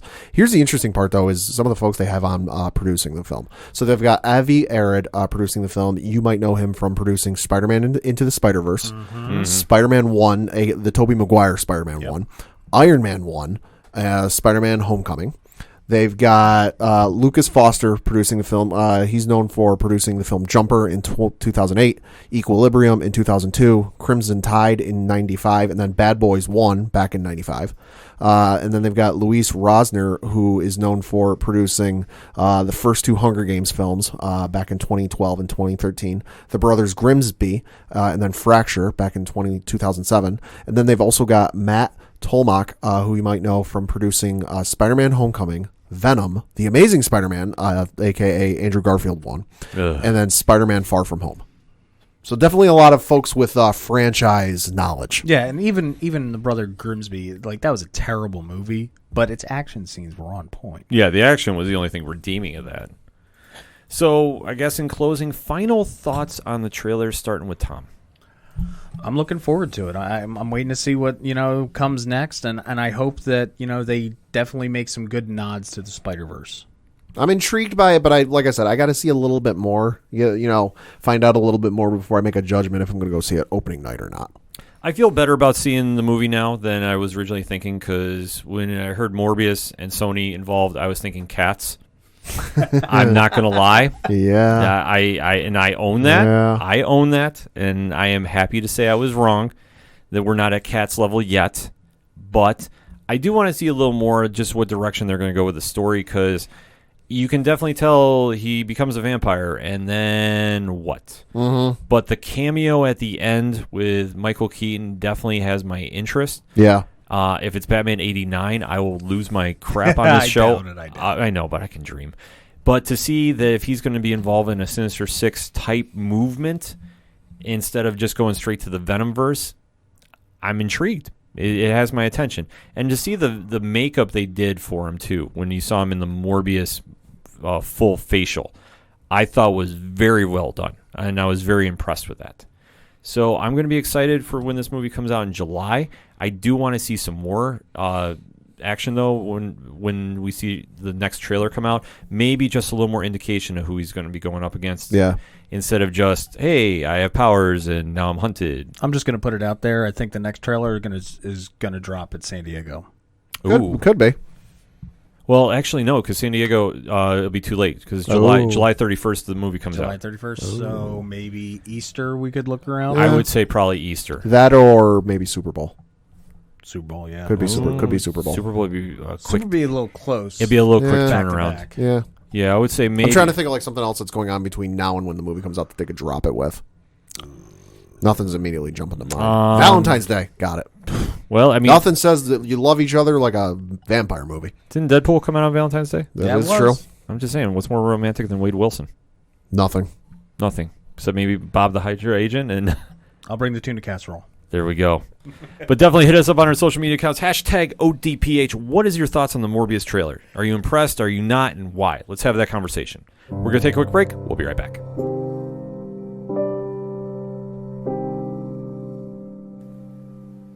It is the one thing that unites all living things and divides them at the same time. It is both freeing and paralyzing. It is the end of pain and the beginning of pain. In Coffin Cast, I seek to shine a light in the darkest of all places that we all will face, death. A mix of true crime, strange and bizarre death stories with a hint of education, and sometimes humor mixed in. Hosted by me, Kristen, with new episodes every Monday at 8 a.m. Central. Available wherever you listen to podcasts.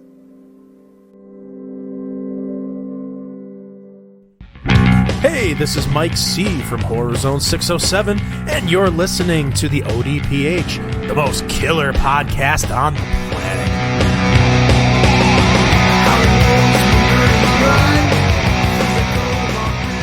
Coming back for the third segment on this edition of the ODPH podcast with Tom from Off the Cuff Gaming in studio. Live and direct straight from a folding chair in some guy's basement. Yeah. So let's go into some more movie trailers, and one that came out, definitely heard some hype during the national championship game about this. Yeah. What can be said more about Black Widow? Obviously, one of the most anticipated movies of 2020. Mm-hmm. The return of the MCU to theaters nationwide and worldwide. Scarlett Johansson reprises the role of Natasha Romanoff. This is a prequel from the events of Avengers Endgame and obviously before Avengers.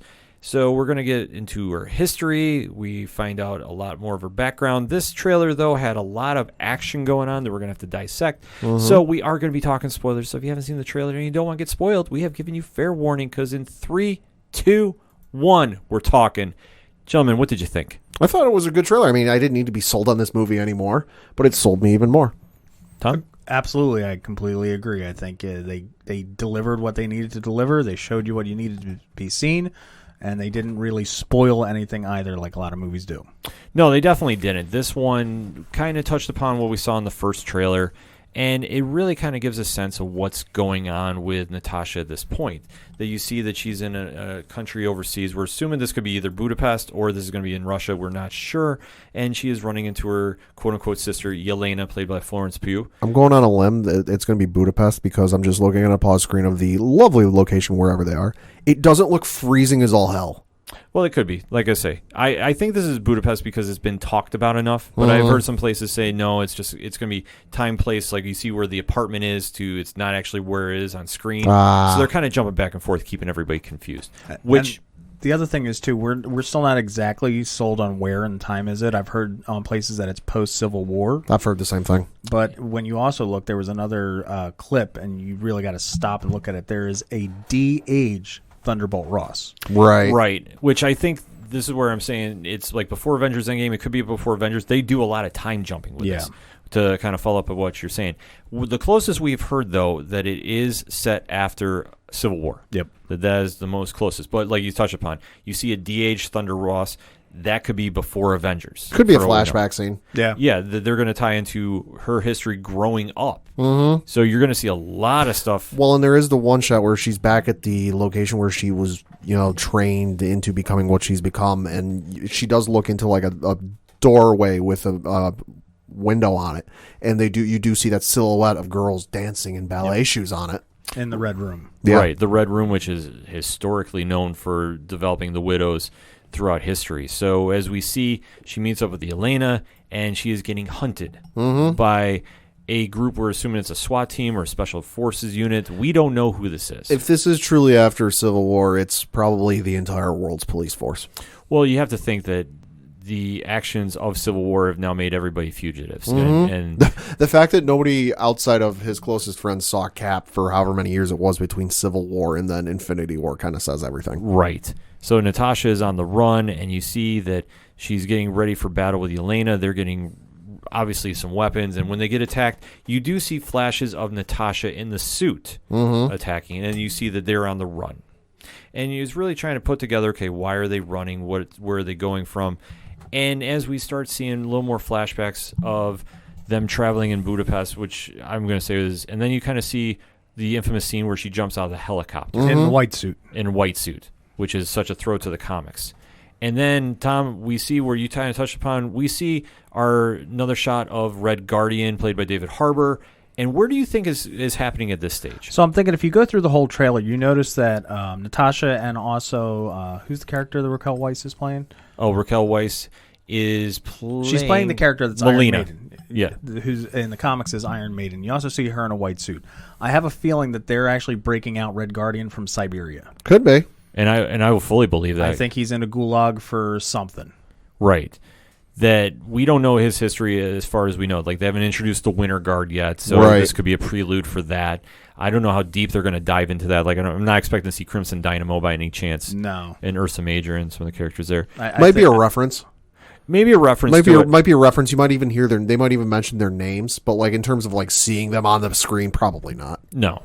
And as you see more Rachel Weisz's character, and then you see the infamous David Harbour putting on the Red Guardian suit, and he's just saying, it's Waterweight. You got You got fat. You got fat. It's Waterweight. It's Waterweight. Such a cool little nod of humor in there. And going from there, you start seeing just the more interaction of, okay, there's some more history with this. And we start seeing the Taskmaster make his appearance. Only after seeing what we know is the Widow's program and the history of the Red Room. And that pretty much the idea that we have of what's going on with the movie is Natasha is fully born to stop the Red Room once and for all. And obviously she has a very stiff competition in the Taskmaster, which we now finally get to see a lot of his action happening. I did see a fan theory online, and now this isn't confirmation. This isn't a rumor. This is just me, speculating. Lay it on. You see in the trailer, he is very adept at using a shield that is very much in the same size as Captain America's shield. Who's to say that we might not get a little bit of backstory that he might have run into Cap at some point?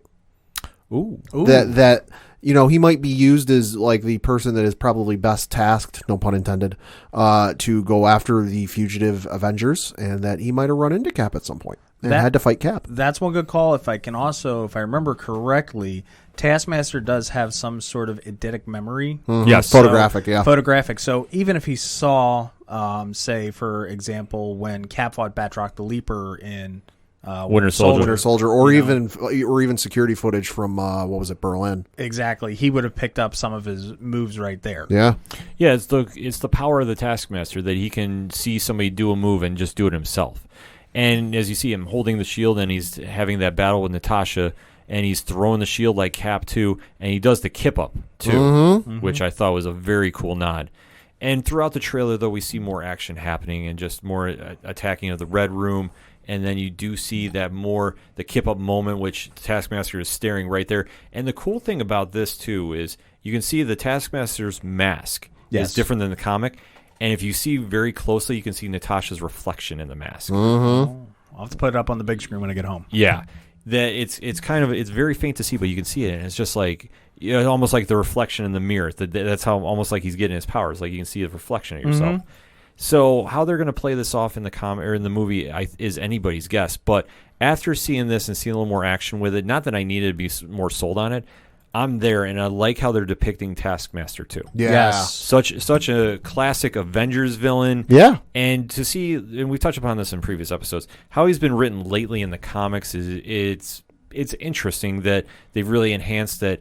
In the comics, he's photographed so many memories of people that he's lost his own and is almost amnesic. And he's also been serving as like a trainer now for supervillains and the Avengers program alike. Yep. Yeah. And he's definitely gone through like a personality switch too, which I like how they've taken this up as, okay, we're not just going to make him one-dimensional villain. We're going to give him some layers. I hope to see that in the movie. Not saying he needs to be forgetful of everything, but to see that he's not going to be a throwaway character. Right. That in a lot of the Marvel movies, the villains don't last more than one movie. Who was that guy in Iron Man 1? Oh, yeah. Or wait, what about Iron Man 2? Yeah. Or even Iron Man 3. Hammerman? Oh, yeah. Exactly. It's all disposable. I mean, that's one knock I have on the MCU, is you don't have great villains that last around. Like you have Tom Hiddleston's Loki. Sure. You have Josh Brolin's Thanos. Killmonger. I'm sorry. Killmonger is there. Yeah, Killmonger's in that conversation. But even Killmonger is allegedly dead, even though I fully bank we're going to see him in Black Panther 2. I don't know if they're going to go the comic route and do the voodoo resurrection that they've done before in the comics, but I fully see him coming back in some aspect. He has to. He's too good. But to see the other disposable characters that they've had in the MCU, I'd like to see Taskmaster stick around. Yeah. Maybe even be brought into S.H.I.E.L.D. to do training in this post-Avengers Endgame world. Who knows? But after seeing this second trailer, are you more excited or less excited about seeing this? I'm more excited. I mean, it's just, give me a little more cake. I want more cake. Yeah. No, definitely more excited. That I didn't need a reason to get more excited. Finally see a Black Widow film, but I'm more excited. I'm more excited that we're finally going to find out her origin. Like I said, the timeline is a little murky, but it's a little cleared up too. That you're going to go back to her past pre-Avengers, and then we're going to jump right into Civil War, and you're going to see the flashbacks throughout the history timeline of the MCU. And just how they explain, I think we're going to see a little footnote into how Scarlett Johansson is going to get brought back into the MCU. I know we were talking off air about it. Is the running theory is Yelena going to take over for Natasha in the MCU? What do you think, Tom? I think it would be a safe bet to do that because Scarlett Johansson, I don't know, she hasn't gone on record saying how much she does or doesn't want to do anymore with the MCU. But with Phase 4 now, we have an open window. We have a little bit of a blank slate to work off of. Pat, what do you think? I don't know. It's going to be one of those interesting things because, like Tom said, we don't really know what her feelings are with the. I know there was a featurette or someplace where, she talked about how much an honor and a privilege it is to really, not many actors or actresses get to work on and flesh out a character over the course of 10 years, and it's been fun to do. But that's past tense. We're talking present and future tense. I wouldn't be surprised if they replace her for a couple of films and, hey, listen, we know you don't want to play this forever and you don't want to get tied down in one character in one film franchise for the better part of, a quarter of your life or however long it ends up being. So we're going to go off in a different direction, but we'll bring you back at some point. I'd be okay if they did that with Yelena in the movies. If they had to replace her, it's okay. I know that they've kind of retconned the origin of the Black Widow in the comics over the past few years. I think we're going to see preludes of if they want to bring Scarlett Johansson back, they're going to bring in that aspect of her origin. It's going to be a little more sci-fi than traditional spy, which I don't want to say a certain word because I know I'll get a very polarizing reaction online about it because anytime you say clone... we're talking Star Wars. Oh, yeah. Yeah, you're going to see something like that happen, which I don't know if they should do. Like I say, if you really want to keep this MCU, you don't have an Iron Man right now. It's eventually going to be Riri Williams, and they're going to do the Ironheart saga. I'm perfectly fine with that. And if they want to go with a new Black Widow with Yelena, as long as they kind of steer it away from what they've done in the comics recently, I'd be okay too. You know, now thinking about that, you know what they could do out of it? A Young Avengers. I fully think that's coming. Just thought about that. Oh, yeah, with the fact they've introduced Stature in Avengers Endgame. Mm-hmm. You have Kate Bishop in... If the series is still happening, it's been going back and forth about if Hawkeye is on track. Yeah, it's in the air. Yeah, which I have to say, if they have to recast Hawkeye, call Stephen Amell. I'm going to throw that out there right now, folks. I think you hit that on the bullseye. Yeah. And he does look the part. I'm just saying, be easy, quick swap in and out. But you have Kate Bishop getting introduced there. Yep. Or Justin Hartley, now that I think about it. Also a former Green Arrow, not as recently Green Arrow, so maybe enough distance between the two that people won't look at it and go, why are you doing another Arrow project? Yeah. WandaVision, I would say it's a safe bet. We're going to see Hulkling and Wiccan. Mm-hmm. And there is no safe bet. They started casting. Yeah. So we're going to see them. And don't doubt my theory that the boy from Iron Man 3, Hartley, Yeah, Harley. is going to be Iron Lad. Okay. Oh, yeah. That's what I've been on the board with that since Iron Man 3. Yeah, Absolutely. I'm fully convinced he's going to do that. Unless they want to put Riri Williams in there and do that casting, but I fully think he's going to be Iron Lad. Either way, this movie is going to kick off the next phase of the MCU. Are we going to hear Mutant get mentioned? Probably not. No. But we're going to find out more history about the Black Widow character and then see, is there a chance that she's going to come back, or is it going to be a different person taking over the role? Either way, I'm sold on it. But let us know what you think. Hit us up on that hashtag ODPH. What is your thoughts on the new Black Widow trailer? Are you more excited, less excited for the movie? Let's have the conversation. We're going to take a quick break. We'll be right back.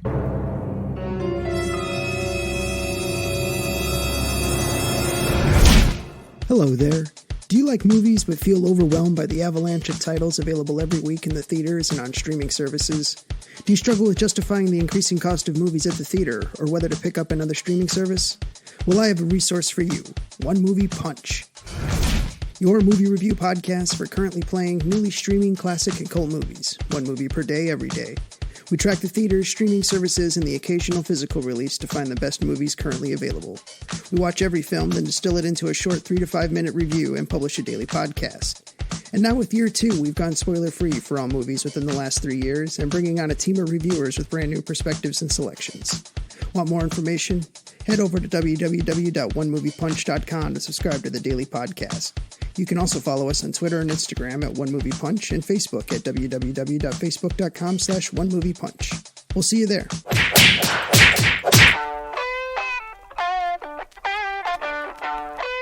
Hey, this is Brian Wolf from Fair City Fire.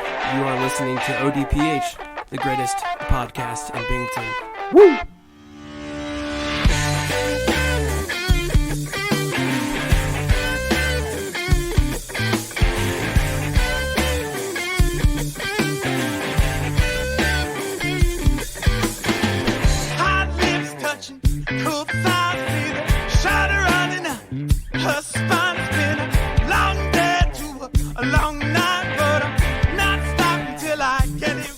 Coming back for the final segment on this edition of the ODPH podcast, and I'm going to let our guest talk a little bit and kick off One Shots. Tom, what is Off the Cuff Gaming if we have new listeners?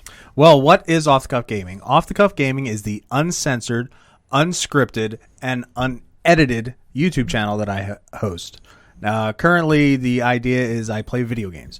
I play video games that I want to play. I play games with a story. So I'm sorry, kids, you're not going to see the night forts, the crafting mines, whatever the kids play out there nowadays. So I play. Let's see. I've done the Spider-Man PS4 DLC. I've done that one.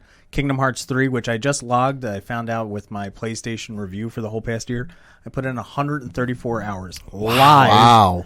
Live on YouTube. Wow. Yep. Now, Pat, have you seen this? No. We're going to have to make sure you send the link because he is a huge Kingdom Hearts fan. I don't have nearly that many hours in Kingdom Hearts 3. My top one was Borderlands The Handsome Jack Collection, because that is 2 games on one disc that I spent 150 some odd hours in. Well, speaking of Kingdom Hearts 3, I am finishing up Jedi Fallen Order relatively soon. So when the new Kingdom Hearts 3 Remind DLC comes out, I'll be right on top of that. That's if it comes out. I mean, let's be honest. Given the director's history with meeting deadlines, I'm not expecting it to hit on time. Either way, when it happens, it happens. It will be on the channel. I do have other things I can always fill in and go back and grind. And I also have my famous grind sessions where it's a little bit of a completionist kind of deal. Right. So I'll go back and fill out Spider-Man PS4 is one of them that I have always ready to go to get those the secret photo ops. I think I've 17 more. Aside from that, if you guys didn't know, I also write for thathashtagshow.com. I'm a staff writer with them. That's where us wonderful gentlemen were just this past October in Comic-Con. Yeah. Yep, it was my first time ever at the big show. It was unbelievable. So generally for Hashtag Show, I am the writer for a lot of the Power Rangers content. I do a lot of interesting editorials about, how should we feel about this? This is my opinion and I don't care. And the same idea also follows suit to my YouTube channel, Off the Cuff Gaming. You're going to get my honest opinion. Jedi Fallen Order. It's an okay game. I'd wait till it was on sale. The controls suck. That's an interesting take. It's a great story. It's a fun story. But was it worth the $60 I put out? No, I'd rather go play more Pokemon Sword or Shield. Pokemon is a very big game right now. So would you say that's the hottest game out right now? I would say it's one of the hottest games, especially with the new announcement of the 2 new expansions, one for Sword and one for Shield. A lot of people are a little butthurt about it, so to speak, saying we could have waited a little longer for Pokemon to come out, so it would have been all integrated in the first place. It just astounds me that the Pokemon franchise is now 21 years old this year. That for the first time in the 20+ year history of Pokemon, you're finally getting some sort of DLC for Pokemon, which has never happened before, at least to my knowledge. Now I will that you're coming out with DLC and people are angry about it. Now, I'm astounded. On the flip side to that, you always got to look. Every generation of the games have always had a third game. Yeah. If you look at it, that's technically what we could consider nowadays DLC. You've got Diamond, Platinum, Pearl. Sure. You've got Red, Gold, or Red, Blue, Yellow. You've got now they switched it, and when they went to Black and White, they did Black 2 and White 2. Yeah. Same deal with Ultra Sun and Ultra Moon, which were definitely different retellings of the story, still integrated along the same parallels, but you definitely got a different feeling out of it. So that's what I do. So on the channel, I try to go live at least once a week, if not 2. We're changing it up just a little bit, simply for the fact that life happens, and like I said, it's unedited and unscripted. So I don't know when I'm going to have the available time to do it. But if not, you can always go on. I set up playlists that you can always watch. You can also follow me on Off the Cuff Gaming on the Facebook page, where I put up some fun stuff. Mm-hmm. I've got my personal Instagram, which you can look up Off the Cuff Gaming. Again, that's more antics and a lot of food and cat pictures. But still worthwhile. Yeah. I mean, let's say the internet was invented for cat pictures. Exactly. And just recently, for schnitz and giggles, I also started a TikTok. Oh. Yes, I did. And again, it's all under Off the Cuff Gaming. You can also follow me on the Twitter, which I'm not very active on, but these lovely, lovely boys over here at the ODPH love to shout me out whenever they can. And I'm very grateful because my Twitter feed goes off every single Friday. Absolutely. Well, we only try promoting you because we stand by you. I am a personal fan of it. I'm a subscriber. Thank you. So I definitely will say, if you want to know about gaming, and I will be the first one to tell you, I'm not the biggest gamer. If it's not Injustice 2, I am very fuzzy. I am learning via watching your gaming and getting the experience and seeing back and forth. And Pat will know because he's tried talking to me about Kingdom Hearts, and I'm like, I'm there, but I'm like, I'm not there because I'm still trying to learn it. Mm-hmm. So obviously, learning from Off the Cuff Gaming has helped me become more interested in gaming, and I'm getting more of a deeper appreciation for Kingdom Hearts because I know when that game came out, Pat was like, I might be leaving the show for a couple weeks because there are priorities. I think there was it came out on a Tuesday, so Monday night. I think I skipped an episode of Raw to go pick it up. Yeah, no, it was like literally like I am not recording until Friday, so we're either going to do a show then or I'm skipping the week. I wish we would have got in contact then. I would have filled in right then and there. Well, I'm saying when it comes out again, maybe you'll have to have Pat come on for a little guest appearance on Off the Cuff. When it comes out again in 15 years. and that's the other thing, too. When I put the game down, when I'm playing a game, if I put the game down after Chapter 1, I'm not picking that game up until the next time I go live. I'm not going to go back and grind anything. I'm not going to advance the story. I'm not going to get ahead of myself so it just looks how smooth and seamless I'm playing. Like Fallen Order. There's so many gimmies of, oh, hey, I can walk over there first before going this way. It looks like I know what I'm doing. I really don't. I've just been playing games for so long. But it's just you give the viewer that experience from start to finish. Exactly. You're learning. You're going through the story as I'm going through the story. You're going to appreciate my yays and my nays and how many times I fell off the damn cliff on Dathomir. Yeah. So you definitely get that experience firsthand, and you get the honest feedback, which that's what I think I really appreciate listening to. That you're not getting the filler, you're not getting the cop-out takes. You're getting the honest to God, this is the moment I'm in, this is what I'm saying. Exactly. And that I always appreciate that kind of stuff. Thank you. So, no, absolutely. So if we want to find out more about you, you've given the social links, and we also have them on the ODPH directory that's on ochodoroparlayhour.com. So after you're done listening to this episode, or even during it, go over, click, subscribe, start getting interactive with Tom. Definitely worth the time. You definitely want to get involved. Would greatly appreciate 20 more people. 20 more people subscribed on the YouTube will give me that beautiful custom URL that I need. Oh, okay. Exactly. There you go. So it's achievement unlocked. Get that trophy. And I keep making the joke about the Kingdom Hearts 3 director. I appreciate everything he's done very dearly. Yes. But he started a little game called Final Fantasy Versus 13, which was announced way back when in 2006. It did not see the light of day until 2016, where it was titled Final Fantasy 15. Yeah. Are you serious? He delayed a game for 10 years. And ergo, delayed the release of Kingdom Hearts 3 for 10 years. Mm-hmm. So when I joke about the director delaying things for decades, I'm not kidding. No. So does that mean we have to start tweeting at him? No, because he's not on Twitter. All right, so we'll find out his burner Twitter. Everybody's on Twitter, folks. Everybody's on Twitter. So, Tom, thank you again for coming on the show. And like we said, the social links are on ochodoroparlayhour.com. Go to the ODPH directory. Find out, subscribe, spread the word. 20 subscriptions is not that much. You just go on, it's free. It's free. You hit subscribe. I mean, you get my opinion for free. I mean, who else doesn't want it besides my wife? Exactly. So definitely get involved with that, and we'll start spam sharing that this weekend too. Thank you. It's always a pleasure to be here, guys. Oh, thank you for coming through. Pad, one shots, what you got? Got a couple things to talk about. First, a little bit of a sad note. As we record today, it was announced that Christopher Tolkien, the youngest son of author J.R.R. Tolkien, passed away at the age of 95. Of course, J.R.R. Tolkien wrote the Lord of the Rings and built the Middle-earth universe. Christopher Tolkien was born in Leeds, England on the 21st of November, 1924, and is credited for being the editor of much of his father's posthumously published work. Of course, J.R.R. Tolkien passed away in September of 1973, and Christopher was named the literary head of his estate. So, and he was also a member of the Royal Air Force over in England, and also transferred to the Royal Navy Volunteer Reserve. So he did serve in the British military. Do have to give him credit though, because he helped draw the first maps that were in Lord of the Rings, and he also helped publish the Silmarillion, along with the history of Middle Earth and the Children of Húrin, which you got to give him credit in the world on all this stuff. A lot of times he's dealing with like a sheet of paper or a couple sheets of paper or a second draft that's written over a half erased first draft. I mean, the Children of Húrin, which came out in April of 2007, was, it was kind of briefly mentioned in some of the stuff he wrote in the Silmarillion in 1951 and 1957 before he abandoned it.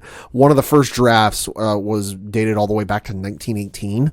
So you got to give him a lot of credit for like finding his father's stuff and really putting it together and putting it out even well after his death, and arguably continuing his legacy and getting fans such as myself into the novels. So, rest in peace to him. Absolutely. In related Lord of the Rings news, we did get some casting on the upcoming Amazon series. It was announced that Robert Armayo, Owain Arthur, Nazanin Bonaidi, sorry if I'm butchering these names, are among the series stars. Also joining the cast is Tom Budge, Morfydd Clark, Ismael Cruz Cordova, Emma Horvath, Markella Kavanaugh, Joseph Mawel, Tyro Muhafedin, Sophia Nomvede, Megan Richards, Dylan Smith, and Charlie Vickers. A lot of those folks, especially some of the later names, are like literal unknown kids that like this is the first thing they're ever in. Most notably, though, is Robert Armayo, who is in the show. He played young Ned Stark in Game of Thrones, and also Joseph Mawel, who played Benjen Stark in Game of Thrones. Okay. So that's very interesting. Something to check out for. Again, renewed for season 2. We haven't seen a goddamn thing for this show. So how you feeling now after hearing this cast? You know what? Jury's still kind of out. It's, set far enough in the past that it's not anything to do with any of the films that have been out.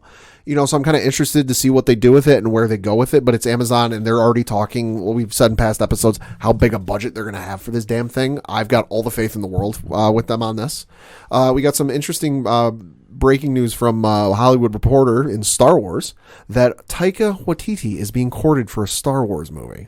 The Hollywood Reporter says, quote, after Star Wars The Rise of Skywalker, the space fantasy franchise is going on a pause in terms of theatrical movies, but that does not mean the process has ground to a halt. Taika Waititi, the filmmaker behind the Oscar-nominated Jojo Rabbit and Thor Ragnarok, has been approached to develop a Star Wars movie, sources tell Hollywood Reporter. So that's definitely something to check out. No idea what it's going to be. So obviously they're, approaching him about doing it. So nothing's obviously set, but definitely something to check out. And we got some more breaking news. Oh, hot off the press, Pat. Pat with those exclusives. What you got? We got a few more details about NBC Universal's upcoming streaming service, Peacock. Now this is the one that NBC, like you saw, The Office is going to get pulled, and like basically anything NBC Universal owns is getting pulled from other streaming services, and everyone's freaking out about because, what was it, Friends left Netflix at like midnight on New Year's Day or something like that. Yep. It was announced at the company's investor meeting that Peacock will debut on Wednesday, April 15th, with both ad-supported and paid subscription versions. There's a little catch though. Peacock will initially only be available to customers of Comcast's Xfinity X1 service and owners of Comcast Flex devices, with a wider release to follow on January 15th, 2020, conveniently timed enough with the start of the Olympics over in Tokyo. Because, of course, NBC Universal over here in the States is the broadcaster of the Olympics. So how much is it going to cost, you might be asking? Subscribers will have several options. There's going to be a completely free version dubbed Peacock Free, which will offer roughly 7,500 hours of streaming shows and movies, news, and live TV content. A more robust version, known as Peacock Premium, will debut with twice as much content. And then the ad-supported version of Peacock Premium will be free for Comcast customers and $5 a month for everyone else. The ad-free version of Peacock Premium will cost an extra $5 a month. And then NBC has hinted at future promotional partnerships that may lower the cost for subscribers. So you got a price tag that ranges between free and $10 a month. That's pretty aggressively priced compared to Netflix and Disney Plus. I would agree. Absolutely. My big concern is I have my one show on NBC, and I hope it doesn't get pulled off Hulu. That's it. Which show's that? New Amsterdam. Okay. Okay. Interesting news. The streaming world is taking over, man. Yeah. This is crazy. Now, speaking of Taika Waititi, now remember we got the nod for in the Galactic Senate of E.T. Do you think we might see some Cronins? I wouldn't put it past them. Just a little nod somewhere, Hey, we're going to go play with Mike. For those that aren't familiar, E.T. does show up in Star Wars. YouTube it. Anything's possible. Taika's on a roll right now, so anything he's touching is just give me 2 hours of him as IG-11 and then Baby Yoda, and I'm good. Oh, absolutely. You want to break Force Awakens box office record? Do that. That'll do it. We'll put Babu and Baby Yoda together. Oh my God! Just put them in a buddy film. Avengers Endgame. They're coming for your record. If they do that, that would make so much money. Make it happen. Just 2 hours. Oh my God. So for my one shots, speaking of streaming service, HBO Max has announced that they are doing an Aquaman King of Atlantis animated series, executively produced by James Wan, the director from Aquaman. So is there going to be some sort of connection to the films on this one? Details are still kind of breaking. I would imagine so. Yeah, you got to figure if they're putting James Wan as a producer on this, it's not because they like his skills as a director-producer. Yeah, I figure this might tie into what's going on, and might be a bridge between the films. It could be. I know. It was funny. I was talking to our listener Dre from New York Comic Con, and when we went to the DC Nation panel, remember, Pad? Yeah. They were talking about how they're trying to make everything more connected. Do you think this might be part of it? That could be, because Dre was mentioning that too about the shows. Could be that they're trying to get tighter with the movie universe. Well, because I know Marvel's thing the last I don't know how many years it's been. They've done like a preamble or prelude to some of their bigger films. I know they've got one coming out with Blackwidow. It's either this week or next week or something like that. Prelude's this week. Prelude, for Blackwidow, that's been Marvel's thing is they have a prelude come out for their next upcoming film. Maybe this will be DC's version that, okay, we're not going to do the comic thing. We're going to do like an animated show. That would be a hell of a promotional piece to do an animated series to get hyped up for the next movie. And Yeah. on top of it would be a cheaper piece to make too. Yeah. Yeah. I mean, yeah, this could be a precedent I mean, setter. you've already got a fantastic animation department. Yeah. Mhm. I mean, DC's animation is second to none. Yeah. I mean, they're killing it right now. And considering everybody that they have in their corral for voice actors, you don't have to get everybody from the film. You Yeah, can you don't voice match easily. Yeah, you don't have to get Jason Momoa, even though I'm sure he would do it. Well, yeah, and especially as easy as it is to do voiceover work these days, where you don't have to go to the Warner Brothers studios and do the voice. Like, he could be on set someplace filming. You can phone it in. He could phone it. Like, he could have a booth set up on whatever film or TV show he's working on there and just do it in his off time. So stay tuned for that. I'm very excited about that. HBO Max has got some stuff coming out. It's going to be worthwhile checking out when that comes out in the summer. Yeah. So I'm still waiting to see about the Green Lantern show. I need more details. Yeah. I know they've kind of released that there's going to be 2 lanterns coming out, and Sinestro is going to be part of it too. I'm still saying David Ramsey is going to be Jon Stewart. I'm all for it. This needs to happen. This was one of my gripes about Crisis that did not happen. He needs his ring. I don't even care who you get for Hal. You get Kyle Rayner at this stage. I'd be okay. Just not Guy Gardner. I don't think I need him right away on the show. So, speaking of movies and kind of flipping into that, because Crisis was like a movie for me, we had another comic trailer come out, and not really a whole heck of a lot to say other than it's Vin Diesel doing Vin Diesel things. Yeah, what more do you need? It is the new trailer for Bloodshot.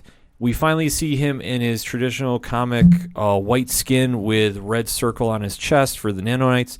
Valiant is riding high on this one. Obviously, Wasn't enough drifting. No, it definitely wasn't enough drifting. I'm expecting to see a crossover. There's going to be some Fast and Furious reference in there. Yeah. Has to be. So, like Cuban I Nas. said, I want my cameo. I want my Jason David Frank cameo. That needs to happen for this. If you haven't seen, go search online Jason David Frank Bloodshot and be amazed. For this movie, though, there's a lot riding on it for Valiant to get going with their cinematic universe. I know Pat touched upon it a little bit earlier in the show. I know Harbinger is at a different studio right now. Yeah. And if you know the character of Bloodshot and where he kind of fits in, I know Valiant's been kind of re-upped a couple times over the years since the character's inception. So to see where it kind of fits in, if they're going to do Harbinger Wars, I don't know. It's possible. But to see where this movie is going to go, I mean, honestly, right now it just looks like Vin Diesel doing Vin Diesel things and a lot of blood and guts, and it's pretty much on point with the character. So I'm excited to see it because I'm an old school Valiant fan. Like I remember when Rye first came out, and Shadow Man, and Archer and Armstrong, and Eternal Warrior. Like that was books I was reading when I was a kid. So now I'm really excited to see where this movie comes out because I always remember Bloodshot for having the first Chromane cover of the Barry Windsor Smith image on there. So let's see what happens in this. I'm going to go first day. I might be one of the few people that is really excited to see this, but hey, we'll go see what happens. I'll be your date. Oh, thank you. Thank you. I'm bringing everybody with me. I'm going to have multiple dates for that one, and we'll try anyway. So when the movie drops, we'll definitely be reviewing it on here. And as for the comic shops, kind of a quieter week, I would say. Yeah. Yep. Nothing really is jumping out except the Legion of Superheroes. They show the cover of what appears to be Damian Wayne holding up a Legionnaire ring, along with his Robin Batarang. So Bendis is writing. It's worth a read. I'm definitely going to try checking that out. And on the Marvel side, it's not an X-Men week, surprisingly, because if you listen to the show, you know my affinity for... First time in 6 months? Yeah, this is like At a quiet least. week. But they're coming out with Iron Man 2020, Ooh. which is going to be the Arno Stark storyline. So that could go a lot of different ways. Yeah. I'm not going to lie. So if you want some more information on what you should pick up at your local comic shop while you're down there, obviously check out Justin, our friend of the show, Sound Go Round. We post his weekly pick of the week pull list on our ODPH Facebook page. And go check out Brian at Cheers to Comics podcast. He breaks down everything coming out for the week, Marvel, DC, and Independent. Does a great podcast. Shout out to him. I know he's a subscriber to the show. So definitely a lot of stuff to go check out this week at the comic shop. The music you heard on this episode of the ODPH is that of Shout at the Robots, an amazing band locally that you can find out all about. If you go to the ODPH website, go to ochodoroparleyhour.com/music. You can find out about them, Floodlands, Fair City Fire, all the great bands you hear on the ODPH podcast. On there, you can also find the ODPH directory where you can go check out all the links for Tom from Off the Cuff Gaming. Thank you again for coming on the show. Thank you. Always a pleasure, gentlemen. And you can also find out about our friends in the #607 podcast group, 3 Fat Nerds, Horror Zone 607, 8122 Productions. They are on Patreon. I can say a lot about Love is Scary, but I can't say it because I'm not behind a paywall. For $1 a month, you can find out. $12 a year, and you get all the Dr. Derek you can handle. If you're a fan of Loveline, he's coming for Dr. Drew. And Derek goes places that you don't think you could go to, but he finds ways. For $1 a month, you can experience that and everything that is going on with 8122 Productions. So head over to their website, check that out. You can also check out our friends at Excite Wrestling on excitewrestling.com because they got a big show coming up. First weekend of February as well. So much going on with our friends of the show. And obviously on the front page, you can go check out our fellow hashtag 607 podcast group on Podchaser. You can check out hashtag NXTWAVE, hashtag PodNation. All those great podcasts you can find on One Stop Shop on podchaser.com, along with Parlay Points, the complimentary blogs to the ODPH podcast. Everything ODPH is at one place, and that's ochadoroparlayar.com. That's all I got for this week. So once again, thank you to Tom from Off the Cuff Gaming for coming on the show. Thank you so very much for having me live and direct in your basement. For the one and only Padawan J. Thank you. I'm your host, Kenem. Thank you, as always, for listening to the ODPH podcast, better known as the Ocho Duro Parlay Hour. See you next time.